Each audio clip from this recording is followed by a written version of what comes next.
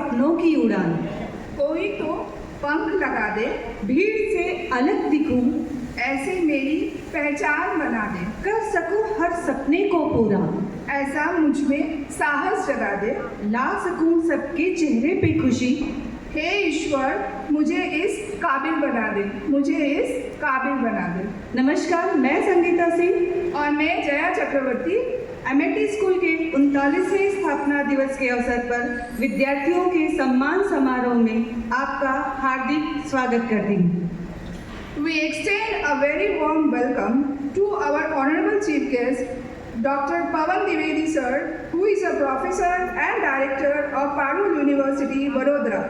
Managing trustee, Mr. Ranjot Shah sir, director and trustee of Amicus International School, Utpal Shah sir, founder friend, Mrs. Sangeeta Shah ma'am, principal trustee, Mrs. Pramesh Mehta ma'am, who is connected to us through video call, campus director, Mr. Prakash Mehta sir, CBSE principal, Mrs. Reena Tiwari ma'am, GSEB principal, Mrs. Toral Patel ma'am, High Secondary coordinator, Mrs. Nivedita Chattopadhyay ma'am, Amity Play Center headmistress, Mrs. Ketki Bhavsar ma'am, logistic manager, Mrs. Saroj Rana ma'am, and invitees, educators, and all our dear students. आज से 38 वर्ष पूर्व जब हमारे विद्यालय के संस्थापकों द्वारा एक विद्यालय स्थापित करने का सपना देखा गया था, तो मन में यही भाव था कि सबके जीवन में खुशियां लाएं तथा समाज में चल रही परिपाटी से भिन्न एक ऐसे शैक्षणिक संस्था का स्थापना किया जाए जिसके केंद्र में विद्यार्थी ही हो। और यह सपना 11 जून 1986 को पूर्ण हुआ, जिसका उद्घाटन विद्यालय में सर्वप्रथम प्रवेश पाने वाले एक छात्र के द्वारा ही किया गया। उस दिन से लेकर नित नए उपलब्धियों को अर्जित करता हुआ हमारा विद्यालय आज इस मकाम पर पहुंच गया है। Music connects humans with the spiritual Almighty. So we have with us the students of standard 10th and 12th with the prayer dance to invoke the Almighty.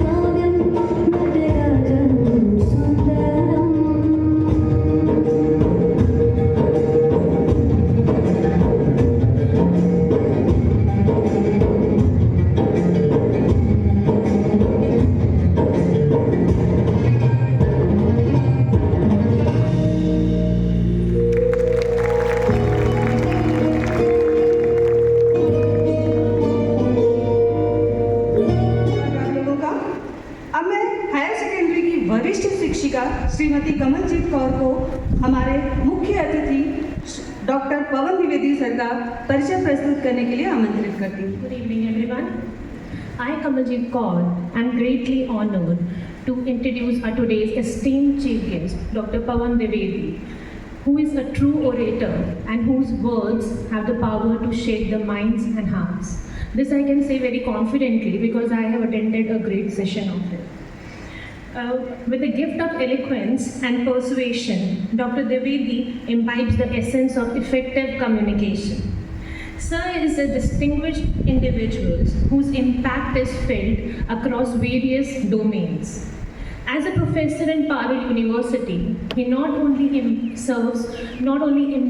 imparts his knowledge, but also serves as the guide and mentor to the students and the professional alike. His dedication to education goes beyond the traditional boundaries as he embodies the roles such as interfaith spiritual leader, corporate trainer, career facilitator, and self-help group. With over the decade of experience, Dr. Dwivedi's journey has been marked by his persistent pursuits of excellence in service.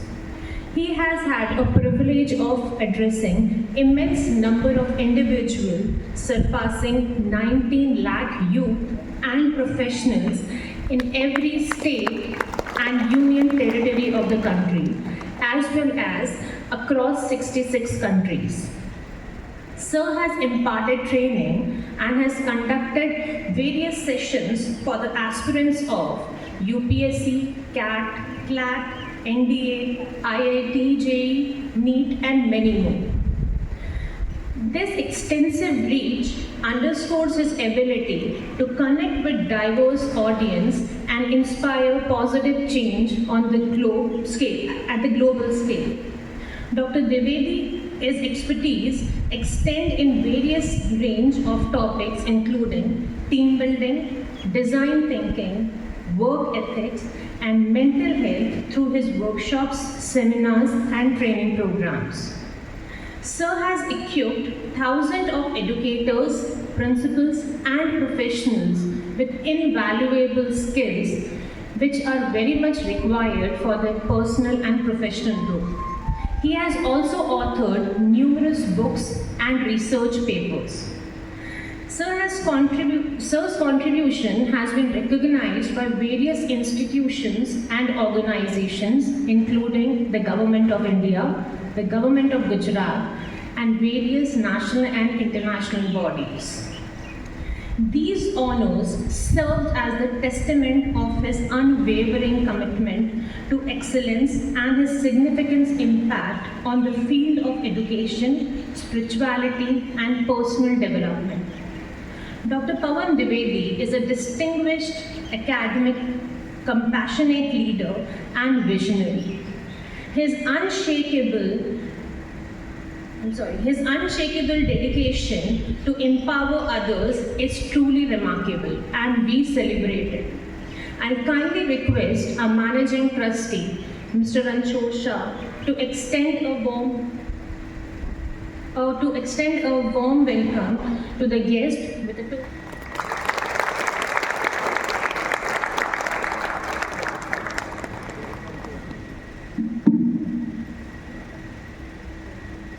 Thank you, sir. Thank you, ma'am. I would request our campus director, Mr. Prakash Mehta, sir, for welcome address. Please, sir. Good evening friends. MED school का आज 39 foundation day है और ऐसे शुभ मुहूर्त पर, शुभ मौके पर 71 students को हम फेलिसिटेट करने जा रहे हैं। 71 स्टूडेंट के साथ उम्मीद करता हूं कि 71 मल्टीप्लाई बाई 2 इतने पेरेंट्स आए होंगे और ये सबको उम्मीदों दिखाने के लिए, उनको एक फ्यूचर दिखाने के लिए डॉक्टर पवन द्विवेदी आए हैं। On behalf of MED school आप सबका मैं यहाँ स्वागत करता हूँ। दोस्तों, आज सुबह का एक फंक्शन था जिसमें एमईडी के teacher 38 year of journey MED की किस तरह से थी वो हम देख रहे थे और आज एक ऐसा यूथ हमारे सामने बैठा है, शायद एमईटी के इतिहास में इतने A1 ग्रेड पहले नहीं आए हैं। ऐसे प्रोग्राम हम बार बार नहीं करते हैं जब क्वालिटी और क्वांटिटी दोनों जब दिखाई देती है, और ऐसा 2-3 साल में एक बार होता भी है। तो ये खुशी का मौका आज ऐसे फाउंडेशन डे पर शेयर ना करें तो कब करें। तो वेलकम पेरेंट्स, वेलकम स्टूडेंट, क्योंकि अब तो कई लोग हमारे अजनबी भी बन जाएंगे, 12th के बाद पारुल में चले जाएंगे या कहीं और कॉलेज में चले जाएंगे, तो पूछना भी दिक्कत वाला हो जाता है, मैं कौन सी बैच सर पहलो ना तो पेलो मस्ती करते हो तमें એને ખકડાયો તો એ એનો ભાઈબંધ છું। सो प्लीज़ ऐसा कुछ क्लू देना ताकि हम पहचान दें। दोस्तों, खुशी ये बात की है कि हम भी पढ़ाते हैं, बाजार इतना बड़ा है कि और भी लोग आपको पढ़ाते हैं, लेकिन यहाँ हमें सुकून कब मिलता है कि जब स्टूडेंट 1 से 10 क्लास तक कभी कोई कोचिंग में नहीं गए हैं, सिर्फ तू ही मेरा सब कुछ ऐसा मानकर स्कूल में पढ़ते हैं, ऐसे जब स्टूडेंट विदाउट एनी कोचिंग जब पढ़ते हैं, अच्छे नंबर लाते हैं, उसकी बहुत खुशी होती है। और मुझे आज सबसे बड़ी खुशी ये है कि 10th गुजराती मीडियम के विश्वा 98.5% परसेंटाइल नहीं परसेंटेज लाकर आज हमारे बीच बैठी है। Almost second in Bharuch district, क्योंकि वो भी डिफिकल्ट है ढूंढना, क्योंकि 99.99% अभी और क्या लाए ये सब लाई है हमारी विश्वा। और ऐसे बहुत सारे प्राउड पेरेंट्स हैं, प्राउड बच्चे हैं। उम्मीद करता हूँ कि आप सब नीट की नीटनेस पर भरोसा रखना और आपको अच्छा सा एडमिशन में और मेडिकल में भी प्लेसमेंट मिल जाए, ऐसी उम्मीद करता हूँ। इस बार मुझे खुशी बात है कि इतने सारे A1 ग्रेड वाले बच्चे अपनी चॉइस के फील्ड में जा रहे हैं। 92-93% लाकर भी हम ऐसा मानते हैं कि अच्छे नंबर वाले साइंस में आएंगे, नहीं कॉमर्स में जा रहे हैं। तो ये अलग अलग जो आपने अपने डिसिप्लिन चॉइस है आपकी, उसको भी हम सैल्यूट करते हैं। अब पेरेंट्स से रिक्वेस्ट है, हम भी कई बार तो डिमोटिवेट करते हैं, तो आ जाए यार हमारे स्कूल में, क्योंकि तू तो A1 ग्रेड निकालने ही वाला है, तो हमारे एक और नंबर बढ़ जाए। लेकिन आप खुद जिस तरह से रिसर्च करते हैं, ये सबको भी मेरी शुभकामनाएं।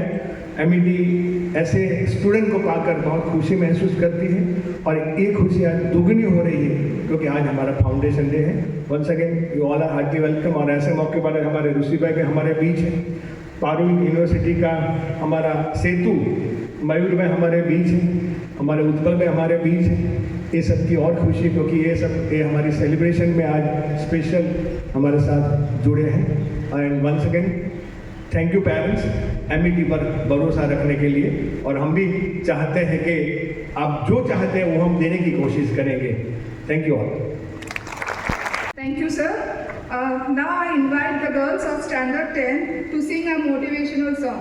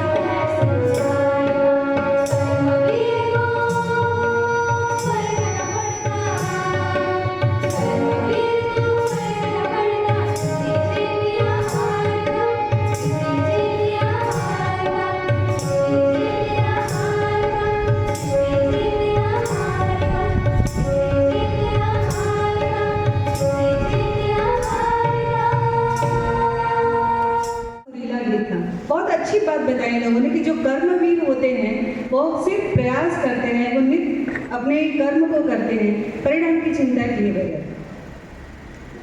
सपना और लक्ष्य दोनों में सुनने में तो बहुत एक जैसे लगते हैं, लेकिन बहुत थोड़ा सा अंतर है। सपने के लिए बिना मेहनत की नींद लगती है और लक्ष्य के लिए बिना नींद की मेहनत लगती है।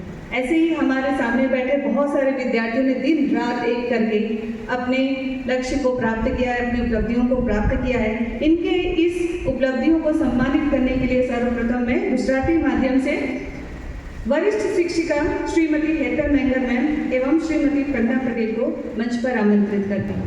पवन सर, रणछोड़ सर, प्रकाश सर, उत्पल सर, उपस्थित गणमान्य व्यक्ति, आमंत्रित मेहमान श्री, शिक्षक, छात्र और सबको मेरी ओर से हैप्पी फाउंडेशन डे। साल 2023-24 ये एमईटी के इतिहास में गौरवशाली कहा जाएगा, क्योंकि कक्षा 10वें 56 विद्यार्थियों में से 23 छात्रों ने A1 ग्रेड प्राप्त किया है और 15 छात्रों ने A2 ग्रेड हासिल किया है। इसीलिए सबसे पहले मैं सभी छात्रों को साला परिवार की ओर से हार्दिक शुभकामना देती हूँ।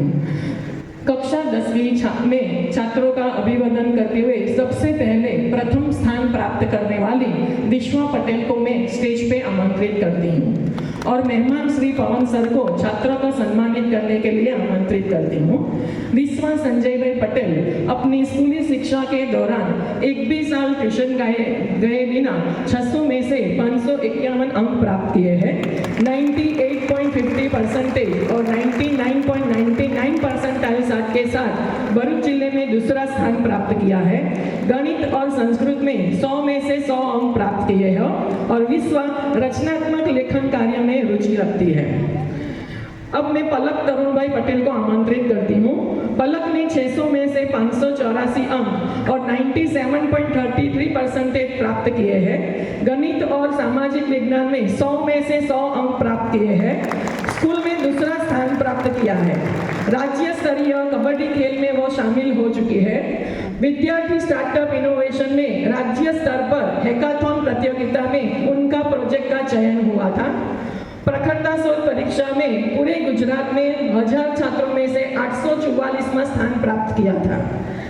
राजवीर वाघेला 600 में से 580 अंक प्राप्त किए हैं। 99.86 परसेंटाइल और 96.67% प्राप्त करके साला में तीसरा स्थान प्राप्त किया है। सामाजिक विज्ञान में 100 में से 100 अंक प्राप्त किए हैं। प्राइमरी सेक्शन में खेल महोत्सव में अतिथियों का बहुत अच्छा परिचय देने के लिए उनको सम्मानित किया गया था।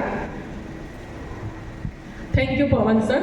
अब मैं प्रकाश सर को विद्यार्थियों का सम्मान करने के लिए आमंत्रित करती हूँ। पार्थ पटेल, जिन्होंने 600 में से 579 अंक 96.50% और गणित में 100 में से 100 अंक प्राप्त किए हैं। नेशनल चिल्ड्रंस साइंस कांग्रेस में उनका प्रोजेक्ट राज्य स्तर पर चयन हुआ था। नीरल छोटाला ने 600 में से 578 अंक 95.33% और संस्कृत विषय में 100 में से 100 अंक प्राप्त किए हैं।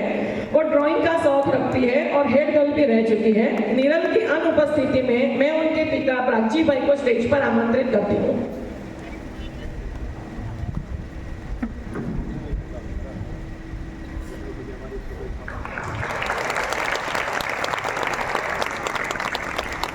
हरिकृष्ण पटेल 600 में से 574 अंक और 95.67% के साथ वो स्टूडेंट स्टार्टअप इनोवेशन में राज्य स्तर पर उनका प्रोजेक्ट चयन हुआ था।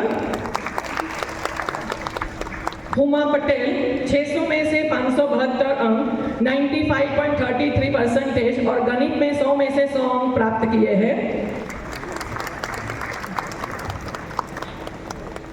ऋषि गांधी 600 में से 572 अंक 95.33% और गणित में 100 में से 100 अंक प्राप्त किए हैं। धोरण 10 में ट्यूशन के बिना उन्होंने प्राप्त किए हैं। माध्यमिक शिष्यवृत्ति परीक्षा में भरूच तालुके में दूसरा स्थान प्राप्त किया है। Thank you Prakash sir. अब मैं उत्पल सर को विद्यार्थियों का सम्मान करने के लिए आमंत्रित करती हूँ। पादरिया नूपुर 600 में से 571 अंक 95.17% और गणित में 100 में से 100 अंक प्राप्त किए हैं। प्रखरता शोध परीक्षा में राज्य स्तर पे 404वां स्थान प्राप्त किया था। आलिया पटेल 600 में से 570 अंक 95% और गणित में 100 में से 100 अंक प्राप्त किए हैं। प्रखरता शोध परीक्षा में राज्य स्तर पर 446वां अंक प्राप्त किया था। वत्सल सोलंकी 600 में से 569 अंक 95.83%, गणित, सामाजिक विज्ञान और विज्ञान में 100 में से 100 अंक प्राप्त किए हैं। निबंध लेखन प्रतियोगिता में जोनल लेवल तक पार्टिसिपेट किया है। स्टेम क्विज में राज्य स्तर पर उनका चयन हुआ था।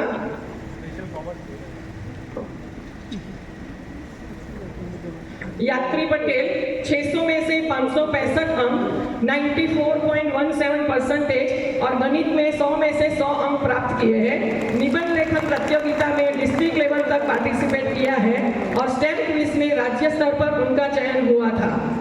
दरसिल हापानी 600 में से 565 अंक और 94.17 अंक प्राप्त किए हैं। नेशनल चिल्ड्रन साइंस कांग्रेस में राज्य स्तर पे उनके प्रोजेक्ट का चयन हुआ था। Thank you Utpal sir. अब मैं साथ सर से विनती करती हूँ कि वो स्टेज पर आवे। रिया नाविक 600 में से 561 अंक और 92.50% प्राप्त किए हैं। वो हमारी एनर्जी गर्ल है। स्नेहा प्रजापति 600 में से 561 अंक और 92.50% प्राप्त किए हैं।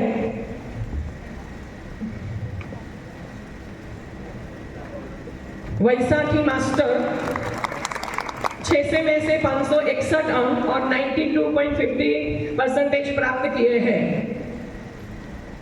खुशी सिद्धपुरा 600 में से 559 अंक और 93.17 अंक प्राप्त किए हैं।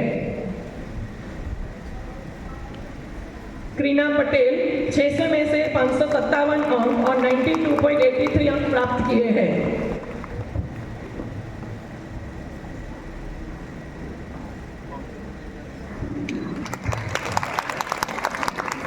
Thank you sir. अब मैं संगीता मैम को ओम परमार 600 में से 554 अंक और 92.33% से पास हुए हैं।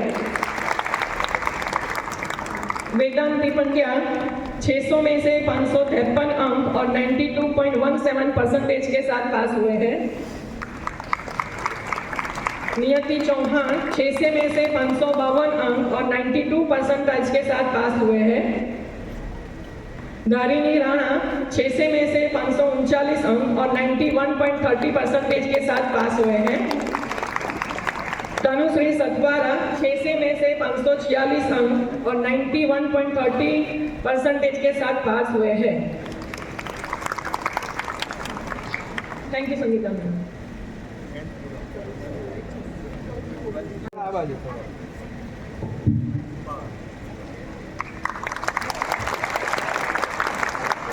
तो 10th स्टैंडर्ड के जो स्टूडेंट थे सबको अभिनंदन। अभी बारी है 12th साइंस गुजराती मीडियम। हम 3 स्टूडेंट को यहाँ पे सम्मानित कर रहे हैं। जो स्कूल का एक बार रिजल्ट में बताऊँ तो हमारे स्कूल का रिजल्ट है 92.98%, जो हमारे लिए गर्व की बात है। और स्कूल के फाउंडेशन डे के दिन के मौके पर हम 3 स्टूडेंट को यहाँ पे सम्मानित कर रहे हैं। क्लास में जो फर्स्ट नंबर पर है यहाँ पे ध्रुवराज कुलदीप सिंह घरिया, जिसको मैं स्टेज पर आमंत्रित करती हूँ। ध्रुवराज घरिया हमारे साथ नर्सरी से जुड़ा हुआ है। जब से 11th में एडमिशन लिया तब से उनको पता था कि मुझे क्या करना है। ऐसे स्टूडेंट होते हैं कि उनको नहीं पता होता कि क्लास में मार्क्स आएंगे तब करेंगे, लेकिन उनको पहले से पता था कि मुझे क्या करना है और वो मेहनत के अनुरूप उन्हें मार्क्स भी लाए। और बोर्ड में 99.65% आए, JEE में 89% आई और GUCT में 111.5 आउट ऑफ 120 मार्क्स उन्होंने प्राप्त किए। और ये प्राप्त करके स्कूल और अपने माता पिता का नाम रोशन किया और वो अपनी सफलता का श्रेय स्कूल के टीचर्स और अपने माता पिता को दे रहे हैं। दूसरा, वो अपना करियर कंप्यूटर इंजीनियरिंग में बनाना चाहते हैं, तो हम उनको शुभेच्छा देते हैं कि अपना करियर उनका उज्जवल बने। मैं पवन सर को हो गया। अच्छा, दूसरा रैंक में हमारे पास रुद्री सुनील कुमार दवे। रुद्री हमारे पास वो भी नर्सरी से ही पढ़ रही है। अभ्यास में तो तेजस्वी है ही, लेकिन साथ में अलग अलग एक्टिविटी में भी उसने पार्टिसिपेट किया है और अव्वल नंबर में आई है। साइंस फेयर में PRL अहमदाबाद में भी उनका सिलेक्शन हुआ था। उनकी मेहनत और लगन से उन्होंने बोर्ड में 99.51% आई, गुड सिटी में 105 आउट ऑफ 120 मार्क्स और नीट में 558 out of 720 marks MIT school का को गौरवान्वित किया है। कॉन्ग्रेचुलेशन रुद्री। थर्ड नंबर पर है खुशी महेश भाई पटेल। खुशी ऐसे तो 11th स्टैंडर्ड में एडमिशन लिया था। जब 11th स्टैंडर्ड में पहली बार एडमिशन लेने आई तब मैंने उनको देखा और मैंने उनकी मार्कशीट 10th स्टैंडर्ड की देखी तो 90 ऑफ उनके मार्क्स थे। तो मैं उनको जाने नहीं देना चाहती थी, तो उनके पीछे पीछे घूम रही थी। प्रकाश सर को भी मिलने गई कि लड़की को हमें नहीं छोड़ना है और उन्होंने एडमिशन लिया। और 10th स्टैंडर्ड का जो मेहनत थी और हमें जो अपेक्षा थी वो अपेक्षा पर खरे भी हुए और एक्टिविटी में उन्होंने पार्टिसिपेट भी किया स्कूल में, और स्कूल में से आए थे फिर भी वो घुल मिल भी गए और हमारा नाम रोशन किया। Thank you sir.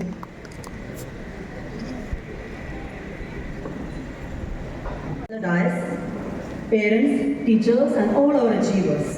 Today, we take the privilege to declare the Class 10 and Class 12 results of CBSE session for the academic year 2023-24. In Class 10, out of 104 students, 13 students scored A1 grade and the overall result is 100%, which is really a great honor for our school. To felicitate our first 3 achievers, I humbly request our Honorable Chief Guest, Dr. Pawan Dwivedi, to come forward. Class 10 has been backed by Gandhi Arush Nehal Kumar, who has achieved 95% of marks in board examination. Arush has strong literary skill, who has creatively scripted numerous skits for the prayer program, has strong ability to remain focused, consistently completes tasks assigned by the teacher, and actively participates in classroom discussion. Congratulations, dear Arush, and all the best. Now, I heartily welcome Lakshya Charger on stage, who has secured 96.4% and achieved the 2nd position in school. Lakshya is not only brilliant in academics, but also an agile table tennis player. Lakshya has an exceptional aptitude for mathematics and has scored a perfect 100 out of 100 marks in the subject. He also stood 2nd in A.R. Rao geometry examination and qualified for the 2nd round of Aryabhatta Ganit challenge. All the best, Lakshya. It's a proud moment for me to appreciate our next achiever, Rudra Viral Kumar Patel, who has scored 96% in board exam. Rudra too demonstrates a remarkable aptitude for mathematics, stood 2nd in A.R. Rao geometry exam and qualified for the 2nd round of Aryabhatta Ganit challenge.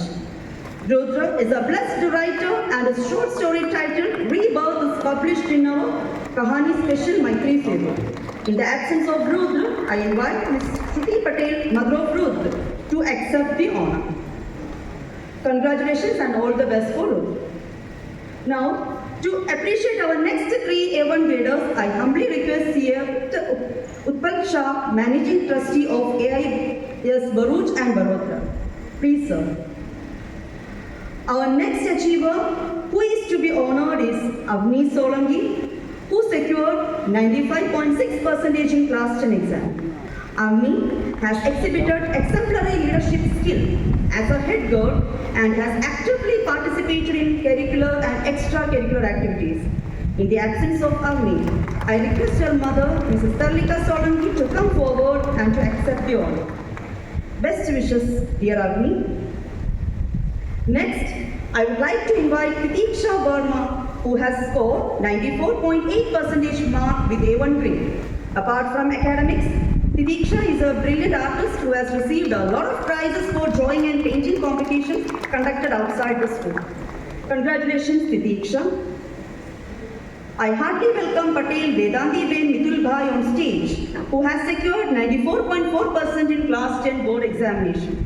Vedanti enthusiastically participates in extracurricular activities and has done anchoring on our Independence Day celebration. All the best, Vedanti.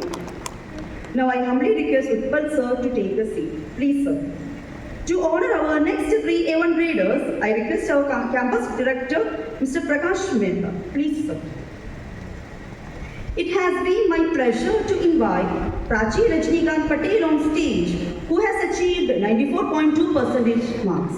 Prachi has scored a perfect 100 out of 100 marks in mathematics and always remains self-disciplined in classroom. All the best, dear Prachi.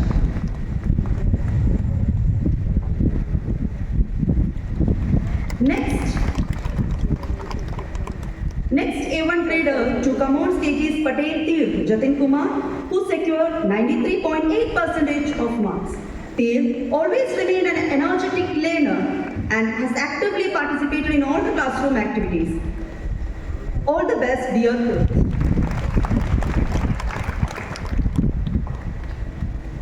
I feel extremely proud to invite Laksh Vikas Sinha on stage, who has achieved 93.8% of marks. Laksh has leadership skill and served as captain of PICO group in student council. He also has literary skill and his write-up on Republic Day was published in NIE. Congratulations, dear Laksh. Now I request Prakash sir to take the seat. Please, sir. For felicitating our next 3 achievers, I request our CBSE section principal, Mrs. Reena Tiwari. Please, ma'am. Now I call upon Dhruti Yagnesh Chauhan on stage, who has secured 92% of marks. Dhruti always remained consistent in her studies and actively participated in various prayer programs.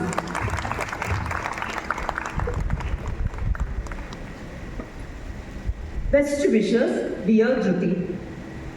It is indeed a proud moment for me to call upon Shivanchan Trustee to come forward, who has secured 91.4 marks in Class 10 board exam. Shivanchan has high literary skill and known for his strong vocabulary. All the best, dear Shivanchan. Last but not the least, I would like to call upon Vaidehi Ashish Kumar Naik, who has achieved 90.8% of marks. Vaidehi has shown extraordinary leadership skill as hockey group captain and participated in various sports competitions held at school. Now I humbly request Reena ma'am to occupy the seat and Subi ma'am to call out the names of achievers of class 12. Thank you. Thank you, ma'am. It is with great pleasure I announce the outstanding result of Class 12 CBSE Exam 23-24. From science stream, out of 75 students, 7 students scored A1 grade and 13 students scored A2 grade. And from commerce stream, out of 41 students, 5 students scored A1 grade and 9 students scored A2 grade. The overall school result of science stream is an impressive 90.67%, and for the commerce stream it is 92.68%. So to felicitate the A1 grade achievers, I humbly request our esteemed chief guest, Dr. Pavan sir. Please, sir. Our first achiever of Class 12 Science is Kunjan Chaudhary, who secured 93.4%. Although Kunjan currently is in Dehradun for her NDA preparation, we are delighted to invite her mother, Mrs. Archana Chaudhary, to receive the award on behalf of her from our honorable chief guest. Kunjan's dedication in joining the Defence Force is her dream that she nurtured since 9th, is now becoming a reality. Kunjan has been an exceptional orator and an excellent student leader, which she showcased by being an active member of Student Council. Congratulations, Kunjan. Next, with immense pride, I invite Prisha Rana to the stage. Prisha Rana has demonstrated exceptional academic expertise by securing 92.2%. I request her to receive the award from our esteemed chief guest. Prisha's dedication and consistency have been evident throughout the year. She has effectively anchored the Republic Day program, actively participated in inter-school elocution competition, showcasing her eloquence and commitment to excellence. Additionally, Prisha's passion for reading highlights her dedication for personal growth. Her mother, Mrs. Rupam Rana, a respected teacher of Amity, must be proud of her today. We extend a heartfelt gratitude to Prisha as well as her family. Now I thank Pawan sir. I request you to kindly please take your seat. Now I request CEO sir, the Managing Trustee of AIS Bharuch and Vadodara, to felicitate the next students. It is with great honor I invite Vishwas Patel onto the stage. Vishwas Patel has showcased his excellence by scoring 91.6%. I warmly welcome him to receive the award. Vishwas has consistently demonstrated remarkable dedication and discipline throughout the academic year. His keen interest in IT is evident through his participation in Rural IT Quiz and various science fairs, which brought significant honor to the school. I congratulate you. Thank you, sir. Now I request Prakash sir to kindly do the honor. Now I'm delighted to call Hetvi Shah onto the stage. Hetvi secured an impressive 91.6%. I invite her to accept her award from Prakash sir. Hetvi is not just a board topper, but also excelled in NEET with a score of 619 out of 720, which showcases her dedication and hard work.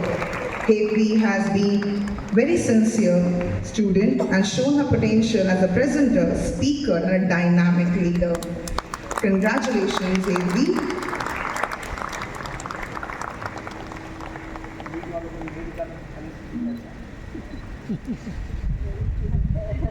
Thank you, Prakash sir. Thank you, Nivedita ma'am. Now I request Reena ma'am, Principal CBSE section, to do the honor. With great honor, I'm delighted to welcome Harsh Wasawa to the stage. Harsh's remarkable achievement, scoring A1 grade with an outstanding score of 91%, is truly commendable. Throughout his academic journey, I have witnessed firsthand Harsh's unwavering dedication and diligence, which has propelled him to excel not only in academics but also in arts. Today, as we celebrate this remarkable accomplishment, I am reminded of his invaluable support and encouragement provided by Harsh's father, Sudhir Wasawa, who was a parent as well as a well-wisher. Although Sudhir sir is no longer with us, we appreciate Harsh's mother who being a source of strength during this journey of his. I am happy that Harsh has won his aim. Thank you, Reena ma'am. Now moving on to the commerce achievers. Once again, I request Praveen sir to please do the honor.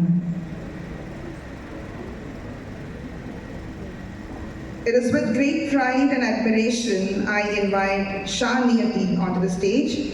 Niyati has achieved the highest score at the school level in the CBSE 12 examination, securing an outstanding percentage of 94.4%. I request Niyati to please receive the award. She is known for her brilliance and hard work. Niyati balances her academic excellence with modest demeanor. Her dream of becoming a successful chartered accountant, and we have no doubt that surely she is going to gain it. Next, I'm delighted to welcome Rishi Astik, who shares the honor to be the highest scorer of Class 12 examination with an impressive score of 94.4%, and he shares the same position with Navy. Rishi's peaceful approach has been his strength, and his hard work speaks volume about his character. He aspires to be a chartered accountant, and his commitment in studies is truly commendable. Congratulations, Rishi. Thank you, sir. Now I request Rishi sir to do the honor. Now I welcome Shiv Kumar onto the stage. Shiv Kumar has excelled in Class 12 CBSE examination by securing a commendable percentage of 92.6%. I request you to receive your award from Rishi sir. His intelligence, brilliance, combination of hard work has enabled him to shine even in the challenging situation. Shiv Kumar's determination and willpower are inspiring. We are confident that he will excel in all his endeavors. Congratulations, Shiv Kumar.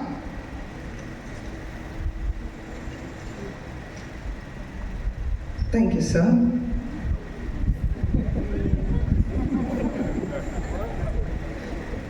Now I request CEO Utpal sir.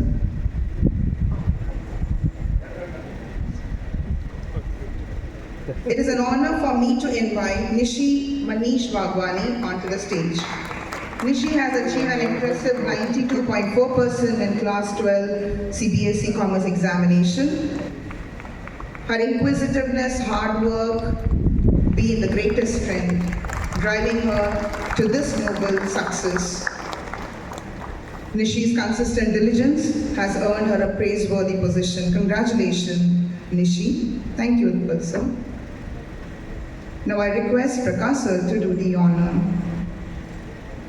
Now I warmly welcome Raj Tulsi onto the stage. Tulsi has secured 91.8% in Class 12 CBSE exam. She is a true multitasker, excelling in sports and co-curricular activity, and has shown exemplary leadership as a class prefect. Tulsi's all-round talent, dedication makes her stand out into the crowd. We are delighted to celebrate her accomplishment. Thank you, sir. Congratulations to all the achievers.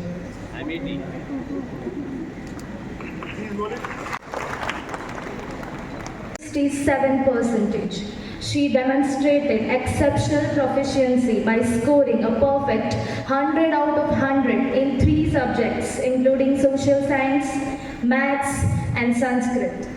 In 2003, she secured 98.71 percentile in talent search test, placing herself among the top 1,000 students in Standard 10.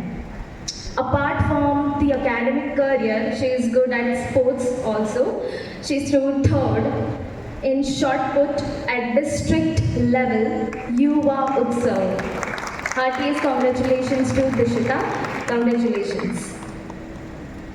With great pleasure and proud, I announce exceptional achievements of our student Vaishnavi Rana.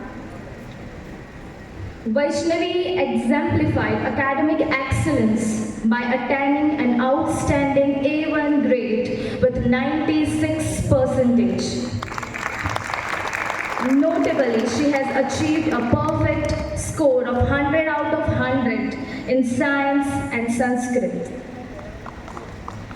She demonstrated a remarkable talent and dedication in various external exams.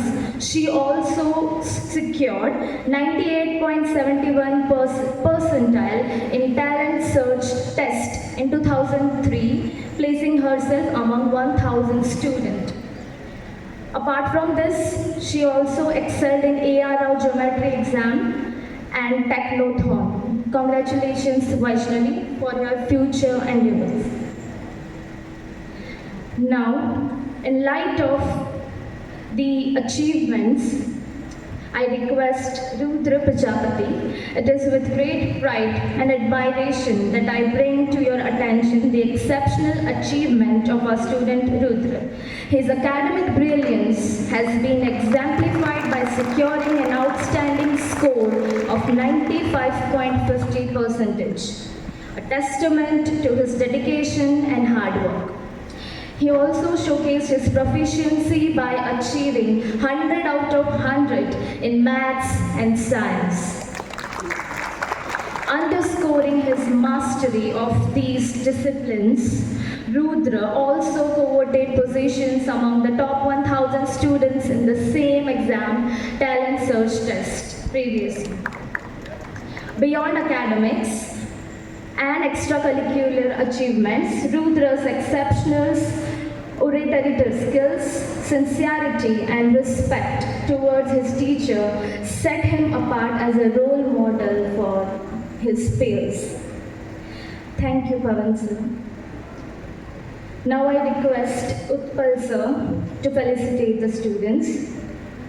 I request Razeen Patel, who secured 95.33% in his SSC examination, a very quiet and calm child, always being disciplined.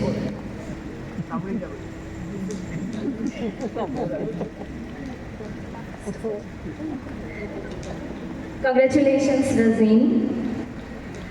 Now I invite Stuti Patel. She has secured 95.33%. I would say a multitasker, always ready to be anything, drawing, craft, artwork. Congratulations, Stuti. Yukti Patel, she has excelled with 94.70%. Same, apart from academics, very good at sports, artwork and drawing. Thank you, Utpal sir. Now I request Prakash sir to felicitate the students. Bhavya Rathod, he excelled in his SSC examination by pursuing 94%.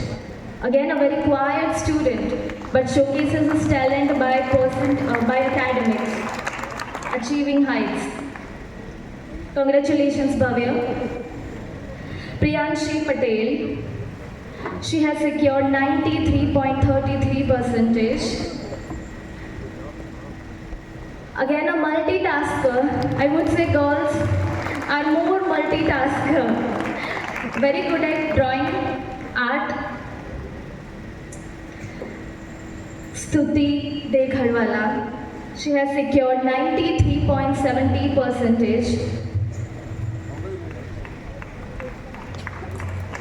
Highly talented, interested in science projects.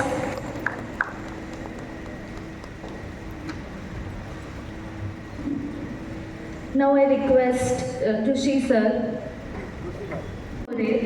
securing 92.83%. Apart from her academics, very good at singing, participated in Kala Utsav singing competitions. Congratulations, Bhargavi. Riddhi Patel, by securing 92.67%. Again, a multitasker, always lending hand in all the creative activities, bulletin board, craft. Congratulations, Riddhi. Harshita Sadhwani, securing 92.67%. Congratulations, Harshita. Thank you, Rishi sir.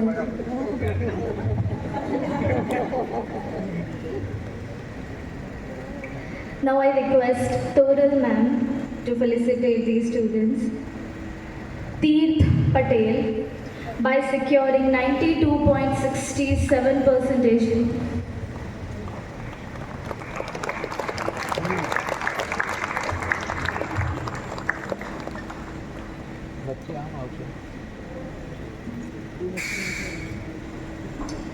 Sakshi Rana with 91.83%.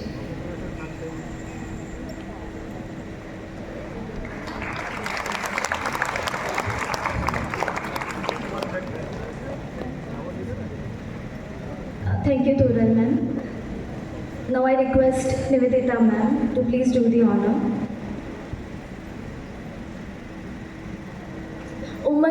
Pratik Patel by securing 90.50%. Apart from academics, he excelled in sports and co-curricular activities also. A good football player.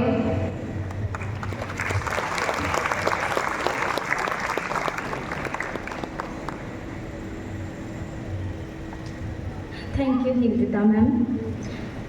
Now I request Ketki ma'am to please felicitate these students. Rudraksh Pandya with 90.50%.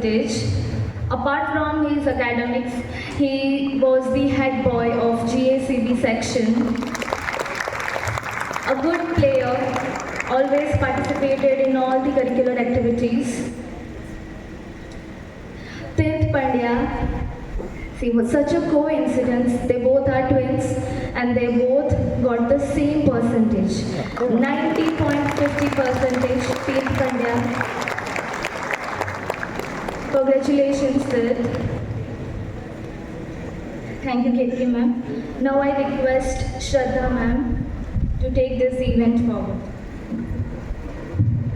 A very good evening to one and all present. The toppers of Standard 12th Gujarat Board English Medium have come up with flying colours as well. It fills my heart with great pleasure to invite our chief guest, Dr. Pawan Dwivedi sir, to felicitate our students. In the first position, I would request Rushabh Pandya to please come upon the stage. Rushabh is an outstanding student, has consistently excelled academically. He scored a 94.4 percentage with a 99.2 percentile in the board examinations, achieving a perfect 100 out of 100 in mathematics. He scored 109.5 out of 120 in Gujket and 97.94 in JEE. Rushabh maintained 100% attendance from Standard 5th to Standard 10th and continued his dedication in Standard 12th also. Beyond academics, he also participated in anchoring the Swasthya Sangam cultural program in 2020. He was selected for presenting a poster at PRL Ahmedabad in 2023. He was also felicitated for his academic excellence at our school on Republic Day 2024. Additionally, Rushabh is also a black belt in karate, winning a gold medal at the state level in karate tournament. He is truly an all-round student. Congratulations, Rushabh. Now I request our another A1 grader. With immense pleasure, I invite Ved Mehta on the dais. He is a remarkable student, scoring a 90.40 percentage and 98.98 percentile in the board examinations and 101.75 out of 120 in the Gujket examinations. Ved's success is due to his sincerity, discipline, and regularity. His dedication and hard work has made him a role model for his peers. Congratulations, Ved. Thank you, sir. I request Pawan sir to take his seat. I would like to invite Saroj ma'am to felicitate our A2 grader. Please, ma'am.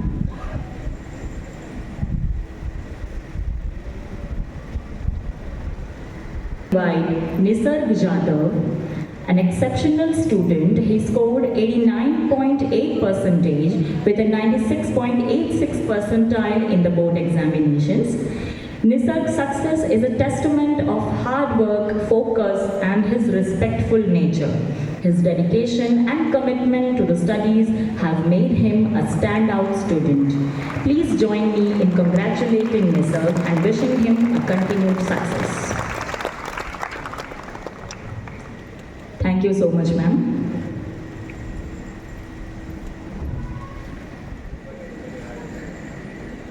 Smile, please. Recognition. I am deeply and heartfully thankful to everyone for receiving this felicitation. This wouldn't have been possible without the unwavering encouragement from our teachers, encouragement from peers, and inspiration from our family members. This movement motivates me more to work hard towards achieving goals so that I can increase the glory of our school. Lastly, I would like to thank again everyone for this honor. Thank you. I would like to call Ruthvi Dave to share her academic experience. Good evening everyone, મારું નામ ઋત્વી દવે છે. આ શાળામાં પસાર કરેલા દરેક વર્ષો ખૂબ જ આનંદીય હતા અને હું આજે દરેક ટીચર્સ અને શાળાને આભારી છું કે જેમણે મને આટલા વર્ષો એન્કરેજ કરી અને મને મારો ગોલ અચીવ કરવામાં હેલ્પ કરી અને આ શાળાને હું ક્યારેય ભૂલી નહીં શકું. At the end I am very thankful to everyone. Thank you. 12th commerce से नियति शाह को आमंत्रित करते हुए वो यहाँ आए और अपने विचार प्रकट करें. Good evening, my name is Niyati Shah and I feel really grateful that I got felicitated on the day my school was born. I am extremely thankful to the school for making me what I am today. The value for discipline and the best use of time, what I learned from this school, and the love and cooperation and to value each and every person around us was the only thing that the school taught me. And I am very thankful to all my teachers from nursery till now, all the masses who take care of us and the school management who provide us the best infrastructure. I am very thankful that I am the part of this MET Parivar and proud to be an METian. Thank you. Thank you, sir. Thank you, ma'am. Moving on to our next performance is a group song by the students of Standard 10 and 11 boys.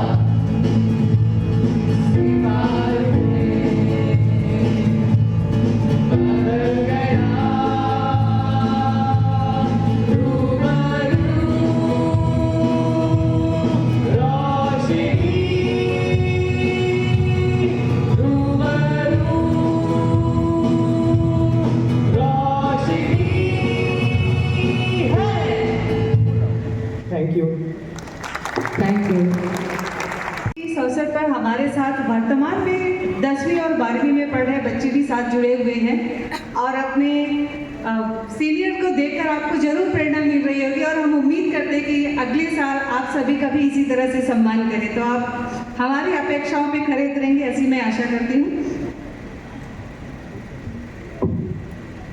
हर बार एक नई सुबह, एक नया मोड़, एक नई शुरुआत जरूरी है.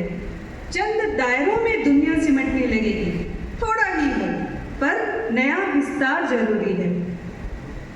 रुके कदमों से मंजिलें हासिल होती नहीं, रुके कदमों से मंजिलें हासिल होती ही नहीं, धीमी ही सही पर कुछ रफ्तार जरूरी है. जीवन में आगे बढ़ने के लिए तथा कुछ कर दिखाने के लिए विद्यार्थियों का मार्गदर्शन करने हेतु मैं हमारे मुख्य अतिथि डॉक्टर पवन द्विवेदी सर को मंच पर आमंत्रित करती हूँ. Please sir. दोनों हाथ ऊपर करके एक साथ मेरे साथ ज्वाइन करेंगे। भारत माता की दोनों हाथ ऊपर करेंगे। जिन लोगों का भी शोले में ठाकुर की तरह हाथ नहीं है वो हाथ नीचे रख सकते हैं। भारत माता की, भारत माता की, वंदे वंदे वंदे। आदरणीय पेरेंट्स, मेरे प्रिय विद्यार्थी मित्रों, आदरणीय अध्यापक वृंद, पूज्य मैनेजमेंट के लोग, प्रिंसिपल श्री, भारत 100 टन सोना लेकर के आया है। कितनों को मालूम है कि 100 टन मतलब लगभग 1 लाख किलोग्राम सोना हम लेकर के वापस आए। कितनों को पता है कि 100 टन सोना वापस आया है? खुशी हुई जान करके? तो लगभग 822 टन सोना अब भारत के पास आ चुका है। सबसे ज़्यादा सोना अमेरिका के पास है, लगभग 8300 टन, और वो ऐसा मानता है कि सबसे ज़्यादा सोना होने के नाते वो दुनिया का सबसे अमीर राष्ट्र है। सही है? और उसको किसी ने बताया नहीं कि भारतवर्ष की माताओं बहनों के पास गले, कान और नाक, तिजोरी सब मिला जुला करके लगभग 24,000 टन का सोना है। अमेरिका से लगभग 2.5 गुना ज़्यादा। अब बस मोदी जी तीसरे टर्म में आ चुके हैं। किसी दिन शाम को 8:30 बजे आकर के अगर बोल दें कि 12 वाग्या पछी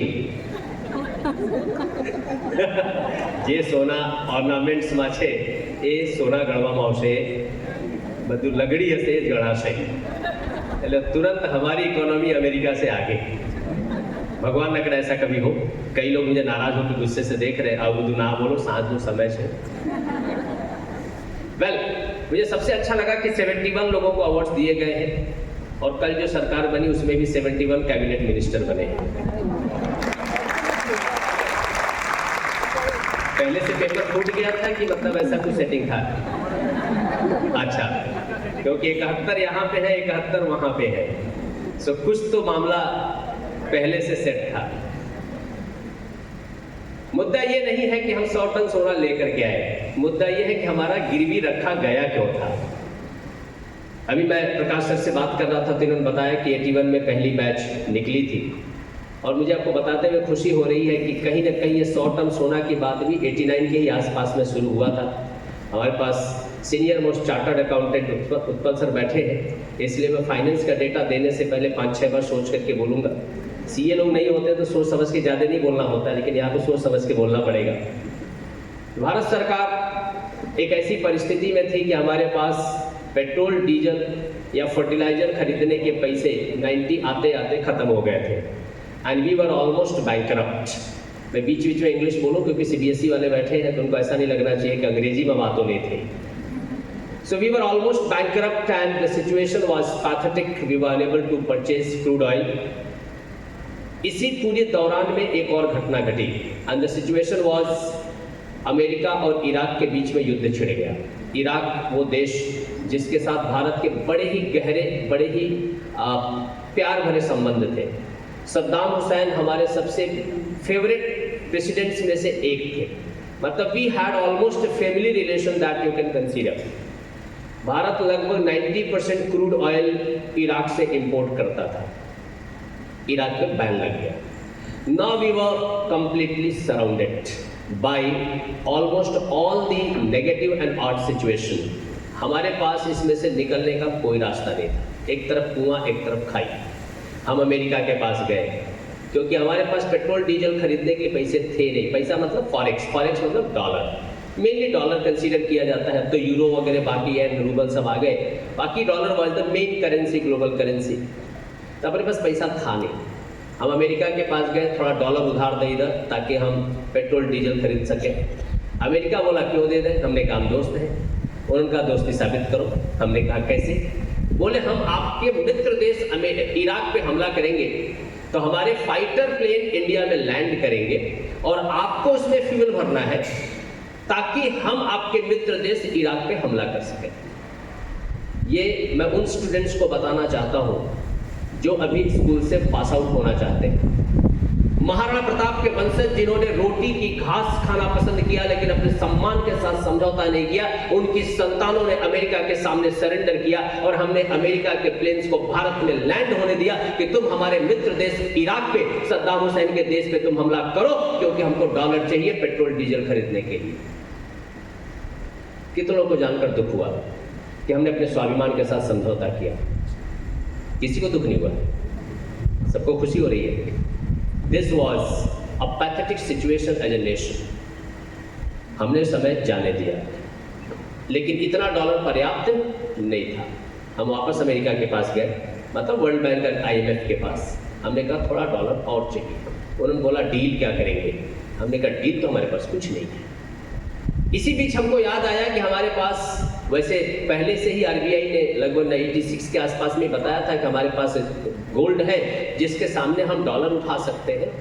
हमारे पास एक प्रपोजल ऑलरेडी रखा था। इन्हीं सब चीज़ों को ध्यान में रखते हुए हमने 91 में अपने गोल्ड जो विदेशी बैंकों में रखे थे और थोड़े बहुत जो बॉम्बे में रखे थे, इसको हमने भेज करके डॉलर उठाने की कोशिश की। सरकार ने पूरा कोशिश किया कि लोगों को पता न चले और चीजें हाइड रह जाए। ध्यान से सुनिएगा क्योंकि इसके बाद मेरी असली बात शुरू हो रही है। यहाँ पर रोल शुरू होता है जर्नलिज्म का, the fourth pillar of journalism. Rishi sir यहाँ पर बैठे हैं और मैं बड़े विनम्रता के साथ मैं पूरे जर्नलिज्म से जुड़े हुए लोगों को नमन और वंदन करता हूँ कि आप लोगों के नाते ये इंफॉर्मेशन बाहर निकली और इंडियन एक्सप्रेस ने 2 पेज का पूरा राइटअप छाप दिया कि भारत ने अपना सोना गिरवी रखा। स्कूल एंड कॉलेजेस, रठौड़ सर बैठे यहाँ पर, उत्पल सर बैठे, मेरी बात से एग्री करेंगे। मैंने भारत का 3 बार debate competition national and youth parliament, Bharat का पहला यूथ पार्लियामेंट विनर हूँ। मुझे याद है कि हर एक स्कूल, कॉलेज, विश्वविद्यालय में हर जगह पे एक ही डिबेट चल रहा था कि आखिर हमारे पास डॉलर क्यों नहीं है। ऐसे हमने क्या गलती की है कि हमारे पास फॉरेक्स नहीं है? ऐसी क्या हमने गलती की है कि हमको दुनिया के सामने हाथ फैलाकर भीख मांगना पड़ रहा है? और उस समय हमको किसी ने बताया कि वर्षों पहले एक ईस्ट इंडिया कंपनी नाम का देश, भारत नाम की कंपनी भारत आई थी और उसने हमको 123 साल गुलाम बना करके चली गई। बहुत बार 200 हम बोलते हैं, लेकिन 1818 में हमने अंतिम मराठा युद्ध लड़ा था और 1943 तक हमने भारत को आजाद कर लिया था। 2-4 साल जबरदस्ती खींचा गया। तो नियमता देखा जाए तो 123 से 125 साल तक अंग्रेजों ने हमारे ऊपर गुलामी, हमारे ऊपर शासन किया। हम उसके नाते जेनोफोबिक हो गए थे, द फियर ऑफ फॉरेनर्स। उनकी संतानें हम फियर ऑफ फॉरेनर्स हो गए थे, जिनकी संतानें, जब हम लोग कॉलेज में थे तो एक मूवी आई थी, सर आप लोगों ने याद होगा, मम्मी करके, तो हम लोग मम्मी समझ के देखने गए थे। उसमें 2000 साल पुरानी मम्मी बाहर आई, इजिप्ट की। फिर बाद में पता चला उसमें जो कपड़ा लपेटा हुआ था वो गुजरात से एक्सपोर्ट हुआ था। जहां न पहुंचे रवि वहां पहुंचे कवि, जहां न पहुंचे कवि वहां पहुंचे गुजराती। गुजराती मतलब इजिप्ट तक एक्सपोर्ट हम करते थे। उनके जो कपड़े लपेटे गए थे मम्मी पे, वो भी गुजरातियों ने एक्सपोर्ट किया था। उनकी संतानें जेनोफोबिक मतलब फियर ऑफ फॉरेनर्स। हमको डाइजेस्ट नहीं हुआ। हमने कहा ये नहीं चलेगा, हमको फॉरेक्स कमाना है, उसके लिए रास्ता ढूंढो। नरसिम्हा राव सरकार ने लीडरशिप ली और हमने अपने बॉर्डर्स खोले। साथियों, आज भारत दुनिया की 4थी सबसे बड़ी इकोनॉमी है। अब 34 साल के अंदर हमने भारत को दुनिया के 4थे स्थान पर ला करके खड़ा कर दिया। यह संभव क्यों हुआ? हमने कहा कि जब विदेशी भारत घुसेंगे तो दरवाजा खोलेंगे, जब वो दरवाजा खोलेंगे तो वो अंदर आएंगे, हम भी विदेश जाएंगे। क्योंकि 1834 में एक मकाउले नाम के महापुरुष लंदन से भारत आए और उन्होंने अंग्रेजों को बताया कि अगर भारतीयों को अंग्रेजी सिखा दी जाए तो हम भारतीयों पे लंबे समय तक राज्य कर सकते हैं। पर उनको मालूम नहीं था कि हम कैसे लोग हैं। हमने उसी अंग्रेजी को उल्टा करके उनको मारा। हमको अंग्रेजी आती है, हम तुम्हारे वापस उसी अंग्रेजी को लेकर के आएंगे। और आपको विश्वास बताते हुए खुशी हो रही है कि आज 33% साइंटिस्ट नासा में भारतीय हैं। आज अगर भारतीय नासा से निकल जाए तो कल नासा का नाश हो जाए। यह संभव इसलिए हुआ क्योंकि हमने अंग्रेजी सीखी थी। उन्होंने सिखाया जिस पर्पस से था, उनका पर्पस उनके पास रहे, लेकिन उसका उपयोग क्या करना है, that we were knowing and we utilize it in the right direction. Dear friends, कोई भी स्किल कभी बेकार जाती नहीं है। आज नहीं तो कल, कल नहीं तो परसों, किसी न किसी मुकाम पर वो हमको काम आती है, उसका उपयोग करना हमको आना चाहिए। हम भारतीयों ने उस इंग्लिश का उपयोग किया। आपको बताऊं कि पूरा गोल्ड का प्रकरण आप देखोगे तो आप पाओगे कि इससे भारतीयों ने अपने आप को एक नए डोमेन में, क्या हुआ ऊपर कुछ ड्रोन वगैरह है क्या? ओके। भारतीयों ने इससे बहुत कुछ सीखा।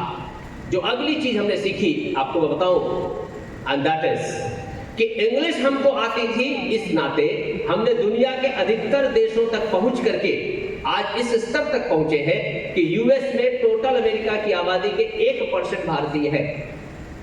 हमारा कंट्रीब्यूशन अमेरिका में 6% उनके जीडीपी में है। मतलब 1% भारतीय, 6% उनका जीडीपी ग्रोथ कर रहे हैं। ऐसा अमेरिकन लोग उनके सीनेट में, उनके सीनेटर्स कहते हैं। मतलब भारतीयों ने डेवलपमेंट की सबसे बड़ा सिंबल के तौर पर अपने आप को प्रोजेक्ट किया। हुआ कैसे, इसका रीजन बताता हूं। आज से लगभग 10,000 साल पहले भगवान कृष्ण सोए हुए थे। उनके पांव के पास अर्जुन बैठे थे, सर के पास दुर्योधन। भगवान की नजर खुली, भगवान ने बोला कि क्या चाहिए। ये हुआ कि अर्जुन ने बोला कि हम लड़ाई शुरू हो चुकी है, हमको मदद चाहिए। भगवान ने बोला ऑप्शन ए, ऑप्शन बी। पहली बार मल्टीपल चॉइस क्वेश्चन आया, option A, option B. Option A, Arjun तुमको या दुर्योधन को मिलेगा कृष्ण निहत्था, और ऑप्शन बी, पूरी कृष्ण की सेना with all arms ammunition and entire जत्था। अर्जुन बोले कि हमको चाहिए ऑप्शन ए, कृष्ण निहत्था। 18 दिन की लड़ाई के बाद अर्जुन ने कृष्ण निहत्था नहीं अपनाया था, अर्जुन ने नॉलेज को ऑप्ट किया था। अर्जुन ने नॉलेज ऑप्ट किया था, अर्जुन ने शॉर्टकट नहीं अपनाया। उसका नतीजा यह है कि 18 दिन के बाद अर्जुन कहां खड़े थे, और जिसने शॉर्टकट अपनाया वो कहां पड़े थे। 47 में जब हमने स्वतंत्रता अंग्रेजों से छीनी, शब्द सुनिएगा, हमको स्वतंत्रता मिली नहीं थी, हमने स्वतंत्रता छीनी। We snatched the freedom from British. हमने अंग्रेजों से स्वतंत्रता छीनी। और बताते हुए मुझे खुशी हो रही है कि हमारे साथ ही एक और देश आजाद हुआ, हमसे टूट करके अलग होकर। दोनों ने अलग अलग रास्ते अपनाए। हमने कृष्ण का रास्ता अपनाया। हमको बोला गया कि हम आपको सुपर कंप्यूटर नहीं देंगे, हमने परम कंप्यूटर बनाया। हमको बोला गया कि आपको हम क्रायोजेनिक इंजन नहीं देंगे, हमने बनाया। उन्होंने बोला कि हम आपको एटॉमिक पावर नहीं बनने देंगे, हमने बनाया। उन्होंने बोला कि हम आपको किसी भी तरह की टेक्नोलॉजी नहीं देंगे, हमने सब बनाया। उन्होंने बोला 1966 में कि हम आपको गेहूं नहीं देंगे, हम आपको खाने का सप्लाई बंद कर देंगे, हमने ग्रीन रेवोल्यूशन शुरू किया। और 2022 में जब रूस यूक्रेन की लड़ाई शुरू हुई तो वही दुनिया जो हमको बोलती थी हम आपको खाना सप्लाई नहीं करेंगे, वही दुनिया हमारे चरणों में गिर करके बोलती थी कि आप दुनिया को अनाज सप्लाई करो वरना दुनिया भूखे रह जाएगी। हमने ग्रीन रेवोल्यूशन के माध्यम से दुनिया का पेट भरा। कोरोना के समय में लगभग 4 डजन देशों को हमने खाना सप्लाई किया। दुनिया खाना खा के जिंदा इसलिए रही क्योंकि हमने खाना सप्लाई किया। ये संभव कैसे हुआ? क्योंकि हमने वो कृष्ण वाला मॉडल अपनाया था। हमको भीख नहीं मांगना, हमको किसी के सामने हाथ नहीं फैलाना है। जो चीज अगर नहीं मिलती है तो अपने दम पे हम क्रिएट करेंगे। और 2023 में दुनिया के हम पहले राष्ट्र बने कि जा करके साउथ मून पे पहली बार दुनिया का कोई देश लैंड किया, वो हम थे। कई लोगों का क्वेश्चन आया कि आपला कितना टका આપણે ચંદ્રમા ઉપર પહોંચે આપણને શું મળ્યું? मैंने कहा તમને खबर नहीं पड़े, 2 महीना राह जो 2 महीने के बाद दुनिया में जो देश अपने आप को टेक्नोलॉजी का बादशाह मानता रहा, जापान, वो भारत को अप्रोच कर रहा था कि भैया हमको भी रास्ता दिखाओ, हमको भी चंद्रमा पे पहुंचना है, हमको भी टेक्नोलॉजी बताओ कि तुम कैसे सॉफ्ट लैंडिंग किए, हमको भी सीखना है। आप जब कोई एक काम बेहतरीन ढंग से करते हैं तो दुनिया आपसे सीखने के लिए आतुर होती है, क्योंकि हमसे पहुंचे नहीं थे। We were the most economical जितने खर्चे में अभी तक जितने मून मिशन टोटल हुए थे उसका 1/10 भी हमने खर्चा नहीं किया। सस्ता और टिकाऊ, सस्ता नहीं सबसे अच्छा। वो कौन सा सीमेंट, वंडर सीमेंट है, अंबुजा सीमेंट है, किसी का है। कुल मिला जुला करके we did almost all the mission better than rest of the world. Dear friends, ये रातों रात संभव नहीं हुआ। हमने शॉर्टकट न अपना करके हमने नॉलेज का रास्ता अपनाया। इसका नतीजा आज ये है कि जब इजराइल और हमास की लड़ाई शुरू हुई और इजराइल को लगा कि हमको एम्प्लॉइज के तौर पे अरब से नहीं चाहिए, तो उन्होंने भारत से बोला कि 1 लाख हमको लोग चाहिए भारत से। दुनिया के किसी कोने से लोग नहीं चाहिए, हमको भारत के लोग चाहिए। क्योंकि दुनिया में हम अकेले ऐसे समाज है जिनका नाम आज तक किसी भी राइट्स, किसी भी बॉम्ब ब्लास्ट, किसी भी टेररिस्ट अटैक अथवा किसी भी तरह की एनआरकी में भारतीयों का नाम दुनिया के किसी भी कोने में आज तक नामजद नहीं हुआ है। ये हमारा एजुकेशन है, ये हमारे स्कूल्स है, ये हमारी यूनिवर्सिटीज है, ये हमारा संस्कार है, ये हमारी संस्कृति है, ये हमारा पेरेंटिंग है, ये हमारा खून है, ये हमारा डीएनए है और ये हमने करके दिखाया है। साथियों, इस परंपरा को आगे ले जाना है। 70 वर्षों तक भारत में आतंकवादी घटनाएं होती रही। हमारे किसी स्कूल में पौंडीचेरी से लेकर लद्दाख तक, मिजोरम से लेकर के मीठापुर तक कहीं नहीं पढ़ाया गया खून का बदला खून। यहाँ पे टीचर्स बैठे हैं, सीनियर, स्टेज पर भी सीनियर्स बैठे हैं। किसी ने कभी नहीं सुना होगा कि वो 1 मारेंगे हम 5 मारेंगे, हमने कहीं नहीं पढ़ाया। हमने कहा स्किल डेवलप करो, दुनिया नतमस्तक होगी। आज एप्पल को मैन पावर चाहिए, भारत आता है। जनरल इलेक्ट्रिक्स को मैन पावर चाहिए, भारत आता है। एक्रोबैट को मैन पावर चाहिए, भारत आता है। मेटा को मैन पावर चाहिए, भारत आता है। टैलेंट हंट करना है तो भारत आओ, टेररिस्ट हंट करना है तो पड़ोस में जाओ। सिंपल।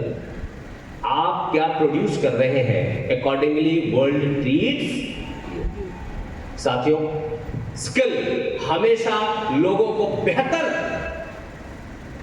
ढंग से रिवॉर्ड्स देती रही है और ये चीज आप मान के चलो पिछले 75 साल में टेस्टेड ट्रायल ओके मॉडल है। जितना बेहतर नॉलेज अर्न करोगे उतना बेहतर आप सर्वाइव करोगे। किसी ने मुझे बीच में बोला कि पवन, आपको क्या लगता है ये chat GPT and artificial intelligence, big data, blockchain technology, आप ये सब जॉब खा जाएंगे? मैंने कहा गलत जवाब। उत्पल सर मेरी बात से एग्री करेंगे। 90s में जब सबसे पहले स्टॉक मार्केट जब ऑनलाइन हुआ था तो वो डिबेट चलता था क्या बधु ऑनलाइन थी जैसे ने तो लोगों ने नौकरी जती जैसे। ऑनलाइन होने के बाद स्टॉक मार्केट ज़्यादा बढ़ा। फिर जब 91 के आसपास 2001 के आसपास में इन्फोसिस ने पहली बार पिनैकल सॉफ्टवेयर इंट्रोड्यूस किया और बैंकिंग जब ऑनलाइन होने शुरू हुई और ICICI ने सबसे पहले ऑनलाइन बैंकिंग शुरू की तो हमको लगा कि अरे राम हो राम, बैंकिंग ऑनलाइन हो जाएगा तो बैंक में तो सब खत्म हो जाए, सब बैंक मोबाइल कंप्यूटर ही सब करेगा। बैंक बढ़े कि घटे, बैंक में मैन पावर बढ़ा कि घटा, बैंकिंग तेज हुई कि कमजोर हुई, ये सब भ्रम है। टेक्नोलॉजी कभी भी किसी भी व्यक्ति की जॉब नहीं खाती। बेटर टेक्नोलॉजी जानने वाला व्यक्ति कम टेक्नोलॉजी जानने वाले व्यक्ति की जॉब खा जाता है। फिर से सुनिएगा, टेक्नोलॉजी कभी मैन को रिप्लेस नहीं करता। टेक्नोलॉजी को बेहतर जानने वाला अपग्रेडेड व्यक्ति जो उस फील्ड में अपने आप को अपडेट नहीं किया, अपग्रेड नहीं किया है, उसको रिप्लेस कर देता है। Man replaces man, not technology replaces man.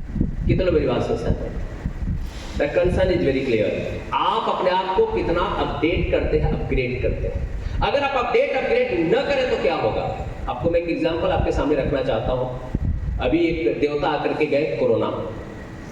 कोई है जैसे नहीं सुना है ना? બધા સાંભળ્યું શોધું છું, કદાચ કોઈએ ના સાંભળ્યું હોય તો એમનું પગ અડીને આપણે પ્રણામ કરીએ કે તમારી યાદદાસ્ત સારી છે એમ। 2 साल बहुत अच्छे गए बहुत लोगों के। वैसे हमारे 1000 बेडेड हॉस्पिटल है, मैं रोज ही ICU में जाता था। मुझे पता है कि बड़ा पेनफुल सिचुएशन था, बहुत सारे लोगों ने अपने अपने नियर एंड डियर गंवाए। बट थोड़ा सा मैं इसके सेकेंड पार्ट पे आता हूँ। जब कोविड शुरू हुआ तो उस समय फार्मा इंडस्ट्रीज में भरूच में खड़ा हूँ। यहाँ पे फार्मा इंडस्ट्री दहेज में पर्याप्त है। मतलब आप अहमदाबाद से लेकर के वापी तक देखें तो chemical, life sciences and pharmaceutical industries की भरमार है। यहाँ पे बहुत सारे लोग ऐसे भी बैठे होंगे जिनके परिवार का कोई ना कोई फार्मा इंडस्ट्री में होगा। माय पॉइंट इज, हमारी फार्मा इंडस्ट्री ने जो काम किया है कोरोना के समय में, लगभग 125 देशों को हम लोगों ने समय पर दवा पहुंचाई।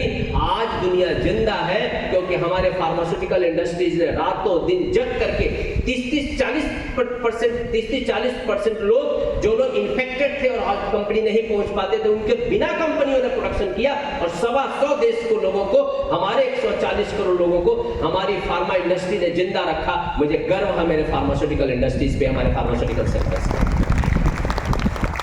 साथियों, इस समय काल में हमारे डॉक्टर्स ने भी बहुत अच्छा काम किया, लेकिन आज यहाँ पर जितने लोग बैठे हैं आप में से किसी ने भी मास्क नहीं लगाया। सोशल डिस्टेंसिंग, 6 फुट की दूरी बहुत जरूरी, क्वारंटाइन और क्या क्या था, बहुत सारे वर्ड्स आए थे नए नए, रेमडेसिविर, ये सारे शब्द आप भूल गए। भगवान करे जल्दी भूल जाओ। ये हम भूले क्यों? क्योंकि हमारे वैज्ञानिकों ने, हमारे साइंटिस्ट ने रात दिन एक करके समय से वैक्सीन तैयार किया। सर बैठे हैं, साहब मेरी बात से एग्री करेंगे। वैक्सीन यूरोप से भारत पहुंचते पहुंचते लाखों करोड़ों भारतीय कईयों बार मरे हैं, कईयों बार मरे हैं। पहली बार ऐसा हुआ कि आज यूरोप ने डिक्लेयर किया कि हमने वैक्सीन बनाया है, रात भर के अंदर दूसरे दिन भारत ने डिक्लेयर किया हमने 2 वैक्सीन बनाया है। हमने वैक्सीन बनाया और वो वैक्सीन जो आपको बता रहा हूं, 800 वैज्ञानिकों ने रात दिन मेहनत करके वैक्सीन बनाया। जब यहाँ पे अवार्ड्स दिए जा रहे थे तो स्टेज पे आपको उसका रिफ्लेक्शन दिखा होगा।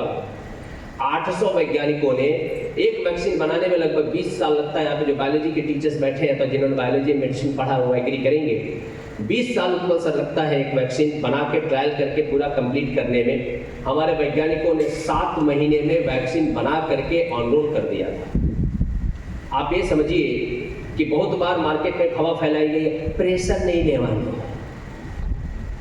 काश उन वैज्ञानिकों ने प्रेशर न लिया होता, काश हमारे फार्मा सेक्टर ने प्रेशर न लिया होता, काश उन डॉक्टर्स ने प्रेशर ना लिया होता, काश हमारे पुलिस सर्विसेज ने प्रेशर ना लिया होता, काश उन सारे एडमिनिस्ट्रेशन के लोगों ने प्रेशर ना लिया होता, तो शायद 140 में से कुछ ही करोड़ बचे होते।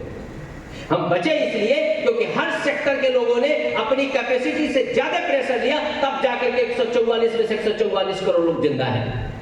प्रेशर तो लेना पड़ता है। प्रेशर के बिना जगत में कोई कार्य नहीं हो सकता, चाहे वो टाइम का प्रेशर हो, चाहे वर्क का प्रेशर हो, चाहे समय से प्रोजेक्ट कंप्लीट करने का प्रेशर हो। There is nothing, you can not do anything unless you are taking adequate in right proportion pressure. कई लोग बोलते हैं कि आ छोकराओं ने एग्जाम में છે બહુ પ્રેશર આપે છે। मैं बोलता हूं कि काम करो, आ 3 કલાકનો પેપર બંધ कर दो, છોકરાઓને પેपर આપી દો, જ્યારે મન આવશે ફાવશે લખીને લાવીને જમા કરી દેશે। પેલું 2.5 કલાકનું 3 કલાકનું પ્રેશર છે ને હાટવાલો છો, પ્રેશર ના આપો। प्रेशर आवश्यक है। हमारे वैज्ञानिकों ने प्रेशर लिया, 20 साल का काम मतलब 240 महीने का काम 7 महीने में तैयार करके वैक्सीन आपके यहाँ आ गया। हमने वैक्सीनेशन करवा लिया, हमारी सारी चीजें रूटीन वाइज सब शुरू हो गई। साथियों, उन 800 वैज्ञानिकों में से 700 लड़कियां थी।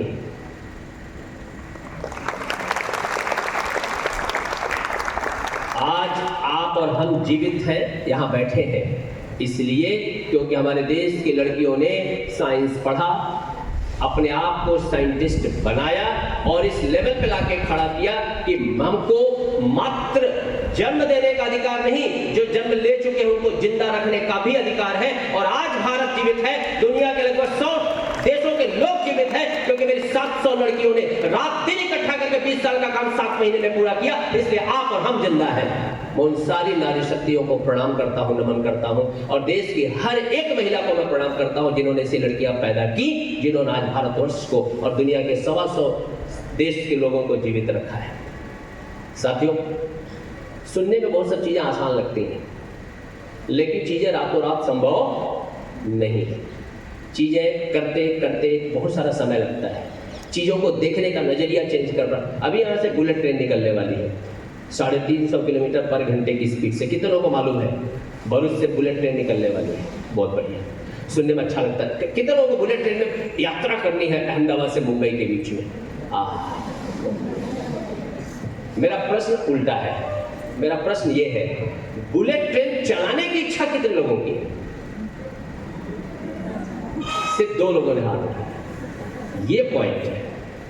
350 किलोमीटर पर घंटे की स्पीड से जो ट्रेन चलने वाली है, जिस दिन आपके कान में न्यूज आई और आपने सोचा कि ट्रेन मैं क्यों ना चलाऊं, मतलब आपने अपने आप को उस दिशा में नहीं दिखाया जिस दिशा में जाना चाहिए।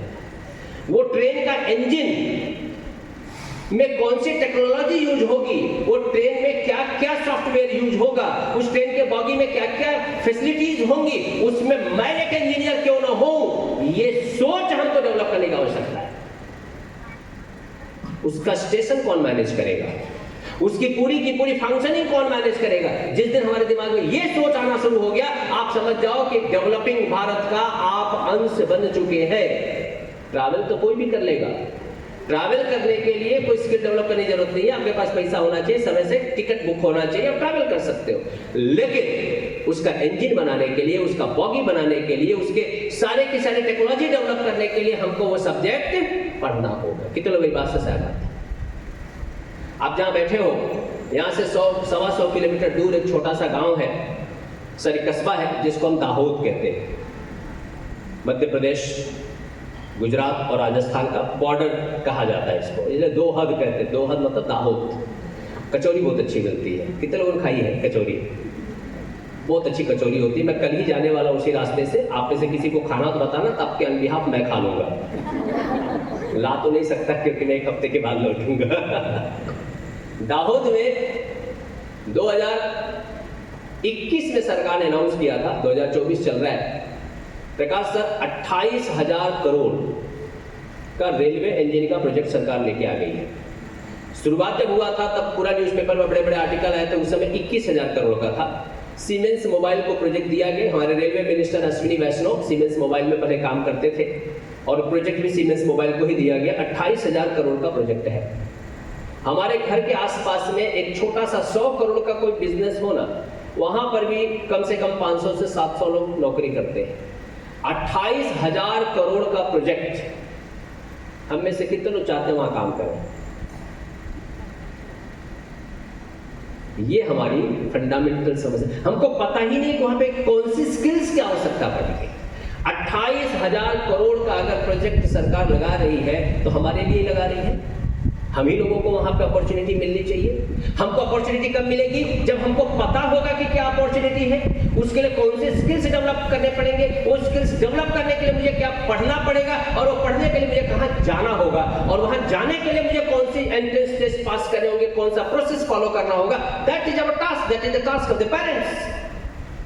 अनफॉर्चुनेट पार्ट इज 28,000 करोड़ का इतना बड़ा प्रोजेक्ट हमारे घरों से चर्चा में अभी तक आया नहीं है। कितने लोग इस बात से सहमत? चर्चा होनी चाहिए कि नहीं? कितने लोग मानते हैं इसमें चर्चा होनी चाहिए? कोई बात नहीं, मेरा नाम पवन है, तो मेरे नाम के साथ बाकी साइड इफेक्ट होता रहता है। अभी आप लोग जहां बैठे हो, यहां से लगभग 150 से 200 किलोमीटर दूर एक जगह है जिसका नाम है धोलेरा। आज से 15 साल पहले जब मोदी जी सीएम थे गुजरात के, तो उन्होंने बताया था कि हाँ पे स्मार्ट सिटी बनेगी। बहुत सारे लोगों ने पैसा लगा दिया, फिर मोदी जी दिल्ली चले गए। तो लोगों को लगा कि साहब हमको लटका करके चले गए। जिन्होंने रियल एस्टेट में इन्वेस्ट किया था उनको लगा अब तो फंस ही गए।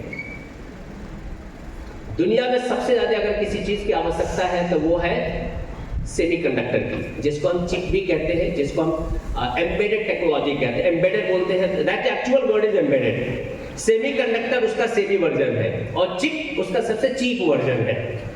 सो आपको जो समझ में आया, wherever is technology there is semiconductor, there is embedded technology। सबसे ज्यादा इस पे दबदबा किसी का है तो चाइना और ताइवान का है, और हमारा सबसे ज्यादा झगड़ा किससे है? चाइना और चाइना से है, ताइवान से नहीं है। आप ये समझिए कि बीच में हमारी पॉपुलेशन 142 पार हुई तो पेपर में आया, ऋषि सर जैसे लोगों ने पेपर में बड़ा बड़ा छापा, नाउ वी आर नंबर 1। बड़ी मेहनत की थी हम लोगों ने, यूपी बिहार वालों ने ज़्यादा की है।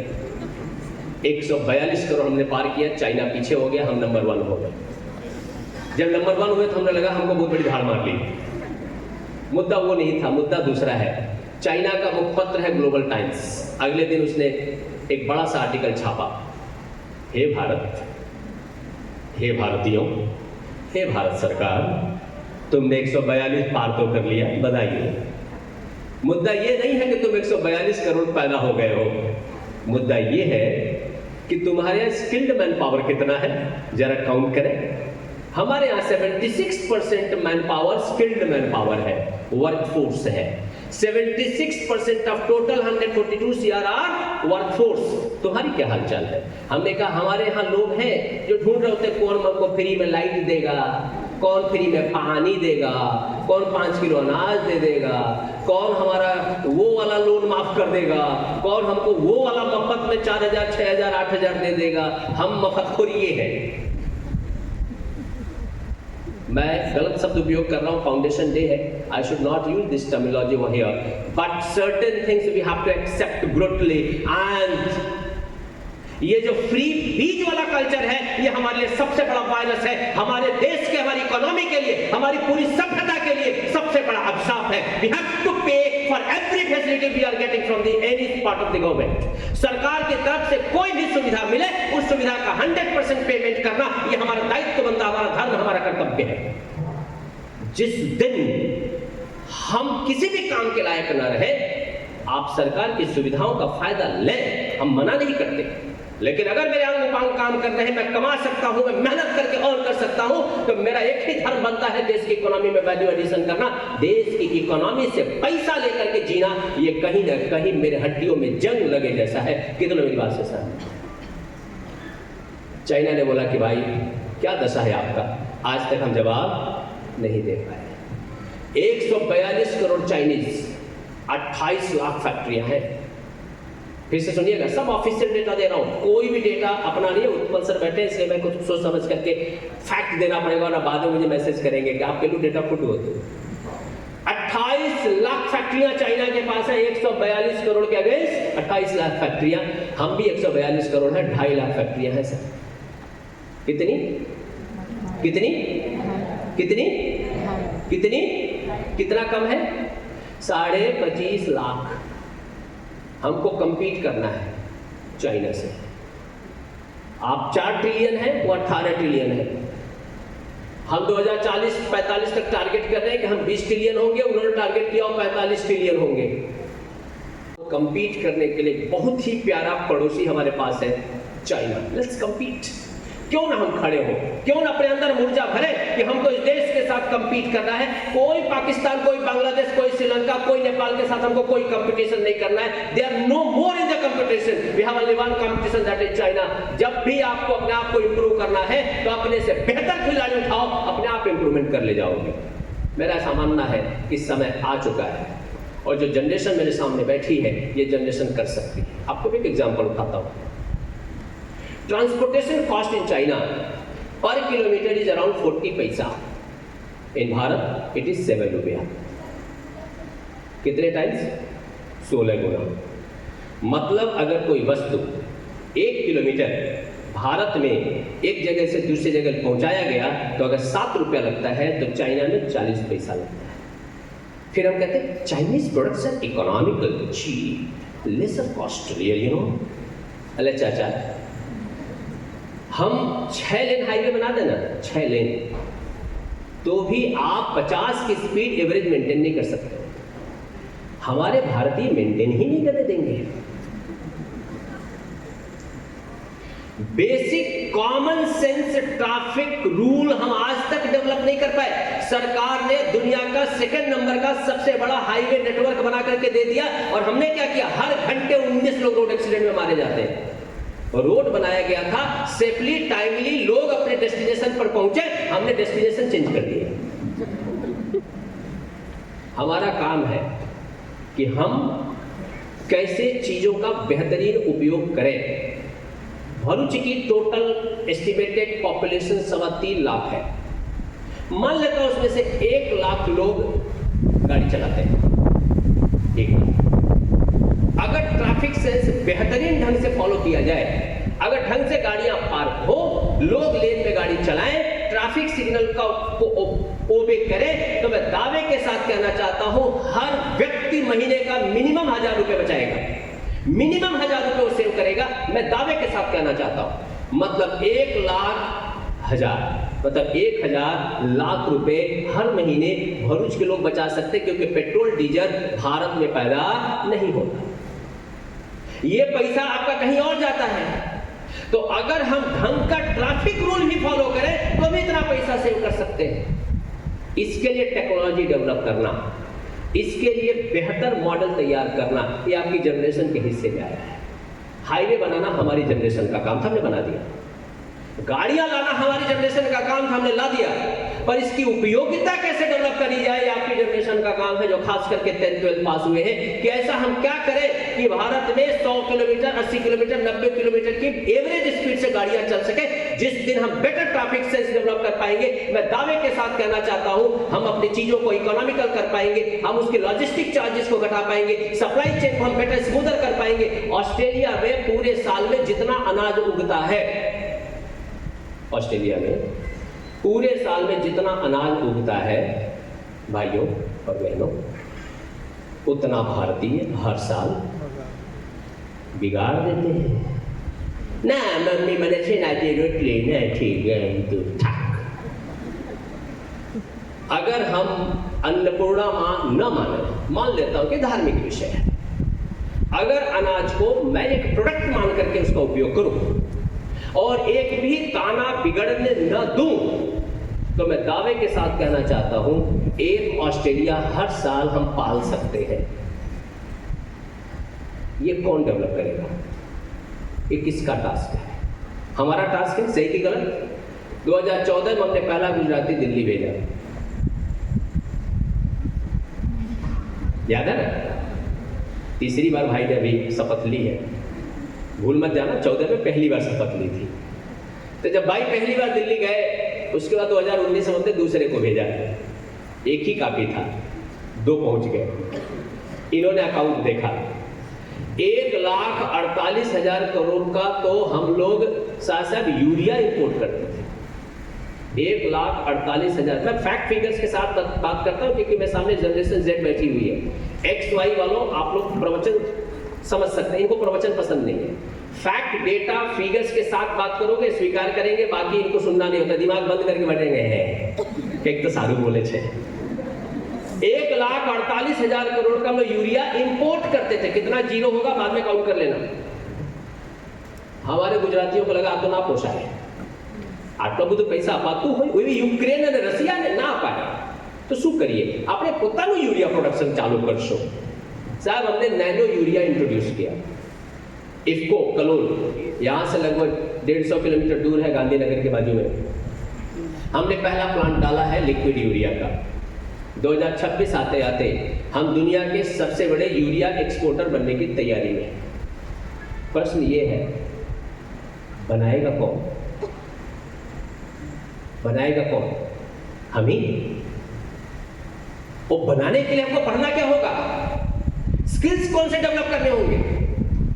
यही करियर है, यही सोच जिस दिन हमने डेवलप करना शुरू कर दिया, तो पढ़ाई करने के बाद डिग्री लेकर के मार्केट में घूमना नहीं पड़ेगा। जो बीटेक કર્યા પછી जॉब નથી મળતું, એ जॉब નો ઇશ્યુ નથી। તમારે 4 વર્ષ પહેલા જ્યારે બ્રાન્ચ ડિસાઇડ કરતા હતા, ત્યારે તમારે માર્કેટ જોવું હતું કે માર્કેટ કઈ દિશામાં જઈ રહી છે।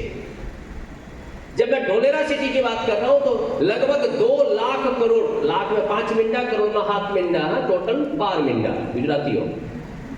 पैसा खबर पड़े ने? पैसा खबर पड़े। 2 लाख करोड़ का इन्वेस्टमेंट अभी तक ढोलेरा में लगभग साइन हो चुका है।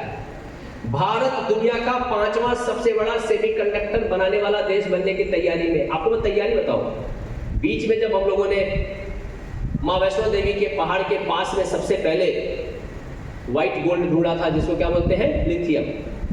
तो जब लिथियम ढूंढा था तो लोग हाँ क्यों मोटू शोध કર્યો મેં કીધું હમણાં નથી કર્યો આ શોધ બહુ જૂનું છે डिक्लेयर हमला કર્યો आपको मैं कारण बताता हूँ जहां पर ये ढूंढा है ना उसी जगह पर दुनिया का सबसे ऊंचा रेलवे ब्रिज हमने बनाया है उसी लिथियम को ट्रांसपोर्ट करने के लिए तो पता नहीं होता तो इतना ऊंचा ब्रिज क्या हम पिकनिक बनाने के लिए बना रहे थे हमने पहले ब्रिज बनाया हमने पहले ट्रांसपोर्टेशन इंश्योर किया सारी सुविधा तैयार हो गई उसके बाद हमने दुनिया को बोला हमने ढूंढा यूरेका यूरेका यूरेका दुनिया लोग हे वो सरस हमने पहला चीज खबर होती हमको जो बनाना है पहले से मालूम है तैयारियां हो चुकी हैं हम दुनिया के टारगेट 5वां है पर 5वां है नहीं हम दुनिया के 3रे नंबर के सबसे बड़े सेमीकंडक्टर बनाने जा रहे हैं प्रश्न ये है बनाएगा कौन जो बनाएगा उसको स्किल्स क्या चाहिए क्वालिफिकेशन क्या चाहिए कहां से पढ़ेंगे यही करियर है करियर आसमान से तो टपकना नहीं है जहां सरकार पैसे लगा रही है वहीं पे करियर है साथियों ऐसा देश में अनेकों क्षेत्र है आप सिर्फ देखो न्यूज़पेपर पढ़ो आप न्यूज़पेपर पढ़ोगे आपको बताऊं आने वाले 10 साल के अंदर भारत में 40,000 पायलट्स चाहिए कितने 40,000 पायलट्स जब यहाँ पे टॉपर्स खड़े थे ना तो लगभग 60% टॉपर्स चश्मा लगा के खड़े थे मतलब पायलट नहीं बन सकते कंपटीशन 60% खत्म हो गया है अब आप बोलोगे कि चश्मा स्क्रीन टाइम ज्यादा चश्मा ज्यादा चश्मा है आंख है खोपड़ी के पास और सबसे ज्यादा शरीर में ब्लड की आवश्यकता पड़ती है ब्रेन को खोपड़ी को 25% ब्लड बायोलॉजी के टीचर्स बैठे मेरी बात से सहमत होंगे 25% ब्लड शरीर में खोपड़ी को चाहिए ब्लड फंसा कहां पे है यहां पे टांगों में अब प्रश्न ये है कि जब यहां से ब्लड यहां जाएगा तो उपयोग होगा यहां ले जाने के लिए हमको करना पड़ेगा एक्सरसाइज हमको करना पड़ेगा स्पोर्ट्स हमको वो सारी चीजें करनी पड़ेंगी ताकि ब्लड खोपड़िया तक पहुंचे हम तो उठे शरीर को ले जाकर कुर्सी पे पटका और पढ़ाई चालू ब्लड बेचारा अटका हुआ टांगों में यूज हो रहा है दिमाग का अब आती कितना लोगों नॉन गुजराती छो नॉन गुजराती तो मैं गुजराती थोड़ा कम बोलता हूँ पर एक लाइन गुजराती और मैं बोल देता हूँ गुजराती में बहुत सरस कहेवत है साहब मारी आ बात अगली हशे कुआ वहां से तो कुएं में होगा तो बाल्टी में आएगा हिंदी में बोलूं तो जब हम कुएं में बाल्टी डालते हैं तो पानी होगा कुएं में तो बाल्टी में आएगा ना तो बाकी तो बाल्टी टकराता रहेगा शरीर में खून होगा तो खोपड़िया में पहुंचेगा मम्मियों मैगी पास्ता छोटा पाव बड़ा पाव भाजी पिज्जा बोलते हैं तो उनको देसी लगता है पिज्जा बोलना पड़ता है जीभ को दांत से टकराना पड़ता है पिज्जा पानी पूरी बर्फ नो गोळो आमाथी કેટલા ટકા ખૂન બને ક્યારેક अकाउंट खोलीने जो इसलिए सरकार ने 2023 में मिलेट्स ईयर मनाया है सरकार कहती है आयुर्वेद के हिसाब से कि जो भी अनाज फल सब्जी फ्रूट दाल तिलहन जो भी है जितना ज्यादा समय खेत में उग करके फल बनने में लगता है किचन में जितना ज्यादा समय पकने में लगता है उतना ही शरीर के लिए स्वास्थ्यवर्धक है ऐसा आयुर्वेद कहता है हमारा टेलीविजन कहता है 2 मिनट में मैगी तैयार जैसा गया वैसा गया भोजन वही करो जो खून बनाए भोजन वही करो जो खून बनाए क्योंकि खून होगा तो यहां जाएगा तो याददाश्त होगी चिड़चिड़ापन कम होगा डिप्रेशन कम होगा अनेकों मानसिक जो सिगमंड फ्रूड ने इतनी सारी रिसर्च किया है कि दुनिया के अधिकतर बीमारियां खोपड़िया के नाते होती है वो बीमारियों में कमी आएगी आप बादाम खाओ बादाम का लेप लगाने से और शैम्पू लगाने से बाल काले नहीं होते चेहरा नहीं चमकता बादाम खाने से चेहरा चमकता है बादाम खाने से बाल काले होते बाल नहीं झड़ते बादाम लगाने से बादाम से नहाने से कुछ नहीं होता ये सब टेलीविजन की एडवर्टीजमेंट है पेरेंट्स ऐसी कोई मैं बात नहीं बता रहा हूं जो मुझे अकेले को मालूम, आपको नहीं मालूम। ये सिर्फ ये है कि कई बार दिमाग को झकझोरना पड़ता है। जिन बच्चों ने स्कोर किया है तो कई बार इनको दूसरे बच्चे बोलते हैं, a piece of paper can not decide my future, you know, percentage has no role. एक इडियट टाइप 3 इडियट पिक्चर बनी थी, उसमें एक 12वीं फेल मेन एक्टर है, याद है ना? नॉलेज के पीछे भागो, नॉलेज के पीछे, मार्क्स के पीछे मत भागो। मैंने कहा चाचा एक आध दो प्रश्न पूछूंगा प्रकाश सर, उसके बाद बात खत्म करूंगा। आप में से कितने लोग ऐसे बैठे हैं जो चाहते हैं कि आप गुजरात के किसी भी कॉलेज में पढ़ाई करें, आपकी 50% फी, मिनिमम 50% फी सरकार पे करे? कितने लोग चाहते हैं? 1 2। स्कॉलरशिप में बोल रहा हूं, ये भीख मांगना नहीं है, हमारा राइट बनता है। कितने लोग चाहते हैं सरकार आपको स्कॉलरशिप दे? गुजरात की योजना सरकार की मुख्यमंत्री युवा स्वावलंबन योजना, और दूसरा है chief minister scholarship, CMSSSMYSY। 2 main योजनाएं गुजरात सरकार की स्कॉलरशिप के लिए है, जो भी ब्रिलियंट स्टूडेंट्स हैं उनके लिए। पर सरकार कहती है कि मिनिमम 85 परसेंटाइल होगा तो हम स्कॉलरशिप देंगे। फिर से सुनिएगा, मिनिमम 85 परसेंटाइल होगा तो हम स्कॉलरशिप देंगे। मुझे समझ में नहीं आता कि ये टेलीविजन और पिक्चर वाले चाचा लोग जाकर के भूपेंद्र भाई को क्यों नहीं बोलते हैं, आप परसेंटेज जो क्राइटेरिया काट ही दो। वहां सरकार बोलती है परसेंटेज होगा तो देंगे, तुम बोलते हो परसेंटेज का कोई महत्व नहीं है। इसीलिए जब A1 A2 बच्चे आते हैं तो उनको अप्रिशिएट हम इसलिए नहीं करते क्योंकि हमको बाकी बच्चों को अप्रिशिएट करने में समस्या है। हम इसलिए आपको अप्रिशिएट करते हैं क्योंकि आप अपने मम्मी पापा का अकाउंट खाली होने देना नहीं चाहते हो, हमको अच्छा लगा। साथियों, गुजरात सरकार की एक और योजना है, 100% फी माफी, ट्यूशन फी वेवर स्कीम। 100% आपकी पूरी फी सरकार भरेगी, चाहे निरमा में पढ़े, पीडीपी में पढ़े, पारुल में पढ़े, DICT में पढ़े, किसी भी कॉलेज में पढ़े, आपका 100% फी सरकार भरेगी। ट्यूशन फी वेवर स्कीम पर जितने लोगों ने अप्लाई किया है उतने लोगों में से टॉप 2% को सरकार ये बेनिफिट देती है। अब मान लो 2 लाख लोगों ने अप्लाई किया तो कितने लोगों को मिलेगा? 4000 लोगों को। तो 4000 कौन से बेस पे होगा? एप्लीकेशन के डेट के हिसाब से होगा कि परसेंटेज के हिसाब से होगा? किसके हिसाब से होगा? किसके हिसाब से होगा? तो फिर ये चाचा लोग कहाँ गायब हो जाते हैं वहां पर? मार्क्स के पीछे नहीं, नॉलेज के पीछे भाग। अल्लाह चाचा नॉलेज होगा तो मार्क्स आएगा, ये तुमको तुम इसीलिए 12वीं फेल हुए थे। नॉलेज होता है तो ही मार्क्स आता है। मार्क्स और नॉलेज एक ही सिक्के के 2 पहलू। उत्पल सर चार्टर्ड अकाउंटेंट है, सरकार कह रही है कि जब हम 100 इंडिपेंडेंट डे सेलिब्रेट करेंगे 2047 में, तब तक भारत को 30 लाख चार्टर्ड अकाउंटेंट्स चाहिए। कितने चाहिए? कितना? कितने? 30 लाख चार्टर्ड अकाउंटेंट्स चाहिए। 3,90,000 चार्टर्ड अकाउंटेंट जिंदा मुर्दा मिला करके हैं। 1949 में पहली बार जब ICAI की स्थापना हुई तब से लेकर अभी तक 3,90,000 2024 तक हमने पैदा किया है। सरकार बोल रही है 47 तक 30 लाख चार्टर्ड अकाउंटेंट जी कहां से लाओगे? हम ही में से कोई आएगा? साथियों, जितना स्कोप आने वाले 20 वर्षों में भारतवर्ष में है, उतना स्कोप भारतवर्ष में पिछले 2000 वर्षों में कभी नहीं था।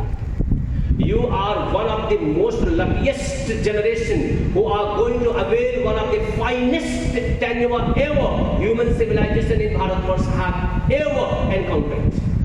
आप सबसे बेहतरीन समय काल जीने जा रहे हो। आपको मात्र एक ही काम करना है, अपने आप को जितना हो सके उतना इक्विप करो, जितना हो सके उतना अपग्रेडेड लेटेस्ट इंफॉर्मेशन के साथ अपने आप को तैयार करो। मैं विश्वास के साथ कहना चाहता हूं, भारतवर्ष 4 ट्रिलियन से जिस दिन 40 ट्रिलियन, 30 ट्रिलियन, 15 ट्रिलियन, 20 ट्रिलियन की इकोनॉमी बनेगी, जितना मैन पावर आज आवश्यकता है इससे 4 गुना, 5 गुना, 8 गुना ज्यादा मैन पावर की आवश्यकता होगी। भारत अकेला ऐसा राष्ट्र है जहां पर इस समय लगभग 80 करोड़ युवा है। इटली में कई ऐसे डिस्ट्रिक्ट हैं जहां पर लोग ही नहीं है। इटली बोल रहा है भारतीयों को हम अपने देश में बुलाना चाहते हैं। हमारा पॉपुलेशन ग्रोथ की गारंटी है पहले से, तो हमने सोचा है कि हम इटली भी जाएंगे। हम दुनिया के हर कोने में जाना चाहते हैं, दुनिया के हर कोने के लोग चाहिए, पर उनको ऐसे लोग चाहिए जो टेक्निकली अपग्रेडेड हो, जिनका सब्जेक्ट के ऊपर पकड़ अच्छी हो, संस्कार और संस्कृति से व्यवस्थित माइंडसेट वाले लोग हो, जो डेवलपमेंट एंड प्रोग्रेसिव थॉट्स रखते हो, और ऐसे लोग चाहिए जो उस देश की इकोनॉमी को बेहतर कर सके। साथियों, एमिटी स्कूल आज अपने इस 30th फाउंडेशन डे पर आप लोगों को सिर्फ यहाँ पर सम्मानित करने के लिए एकत्रित नहीं किया है, आप लोगों को सब माता पिता के साथ इसीलिए बुलाया गया है कि जैसे जैसे आप आगे बढ़ते हैं, अचीवमेंट के साथ रिस्पॉन्सिबिलिटीज बढ़ती हैं। भगवान श्री कृष्ण भगवद गीता में कहते हैं, यद यद आचरते श्रेष्ठस्त तद तद देवेतरो जनः। जैसा जैसा श्रेष्ठ लोग आचरण करते हैं, वैसा ही वैसा दूसरे लोग अनुकरण करते। बॉलीवुड कहता है सबसे बड़ा है रोग, क्या कहेंगे लोग। फिर से सुनिएगा, यद यद आचरते श्रेष्ठस्त तद तद देवेतरो जनः। जैसा जैसा आप आचरण करेंगे, वैसा ही वैसा दूसरे लोग अनुकरण करेंगे। साथियों, आपके जो जूनियर से स्टैंडर्ड 11th में है, 9th में है, 8th में है, वो आपको देख करके फॉलो करते हैं। दीदी ऐसे पढ़ती थी, 98% आया। भैया ऐसे पढ़ते थे, उनको 95% आया। भैया ऐसे खेलते थे, फुटबॉल के स्टेट लेवल तक गए। दीदी ऐसे खेलती थी, बैडमिंटन में स्टेट लेवल तक। You are being copied by your juniors. आपका हर एक बिहेवियर कहीं ना कहीं किसी न किसी विंडो से कॉपी किया जा रहा होता है। आप गलती से ये ना समझ लें कि सबसे बड़ा है रोग, क्या कहेंगे लोग। ये गलत स्टेटमेंट है, सत्य स्टेटमेंट है। यदि आचरते श्रेष्ठस्त तद तद देवेतरो जनः। जैसे ही आप परफॉर्मेंस करते हैं, आप लोगों के लिए रोल मॉडल हैं। लोग आपको कॉपी कर रहे हैं, लोग आपको इमिटेट कर रहे हैं, लोग आपसे सीख रहे हैं। आपके ऊपर जिम्मेदारियों का बोझ आज डाला गया है।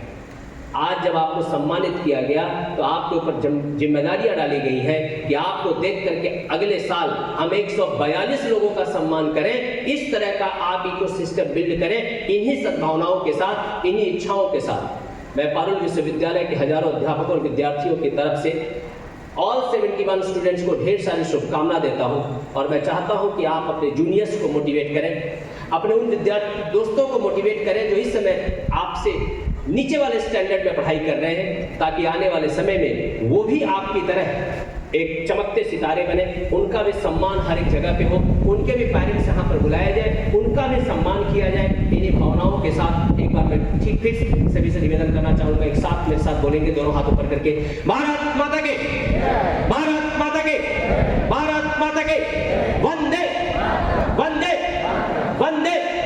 धन्यवाद। बहुत बहुत धन्यवाद सर ने बहुत अच्छी बात बताई है कि कभी भी अर्जित किया हुआ ज्ञान या कौशल बेकार नहीं जाता, कभी ना कभी वो हमारे काम में आता ही है। लेकिन ये बात हमें ध्यान में रखना है कि सफलता का कोई शॉर्टकट नहीं है, हमें पूरा मेहनत करना ही है। जितना अच्छा हम ज्ञान हासिल करेंगे, सफलता भी उतनी ही बड़ी मिलने वाली है। अपने आप में सुधार करना है तो हम अपने लिए ऐसे प्रतिद्वंदी को चुने जो हमसे कहीं बेहतर हो। हम अपने पीछे वाले को नहीं, बल्कि अपने से बेहतर प्रतिद्वंदी चुने और उसके साथ कंपटीशन करें। तो कंपटीशन में आगे बढ़ने के साथ साथ हमारे अंदर भी सुधार हो, और इसके लिए बहुत ज़रूरी है कि हमारे अंदर वो दूरदर्शिता आए कि हम पहले से ये सारी चीज़ों को सोचें, समझें और उसके आधार पर अपना करियर डिसाइड करें। I would like to extend my heartfelt gratitude to our chief guest, Dr. Pawan Dwivedi sir, for gracing us with his presence and sharing his insights with us. Your words have inspired us all and will be cherished in our hearts. As we conclude this celebration, I would thank each one of you for being part of this special day. Your presence has made this event truly memorable. Let us continue to strive for excellence and uphold the values that define Amity School. अब मैं शाला गीत के लिए छात्राओं को मंच पर आमंत्रित करती हूँ।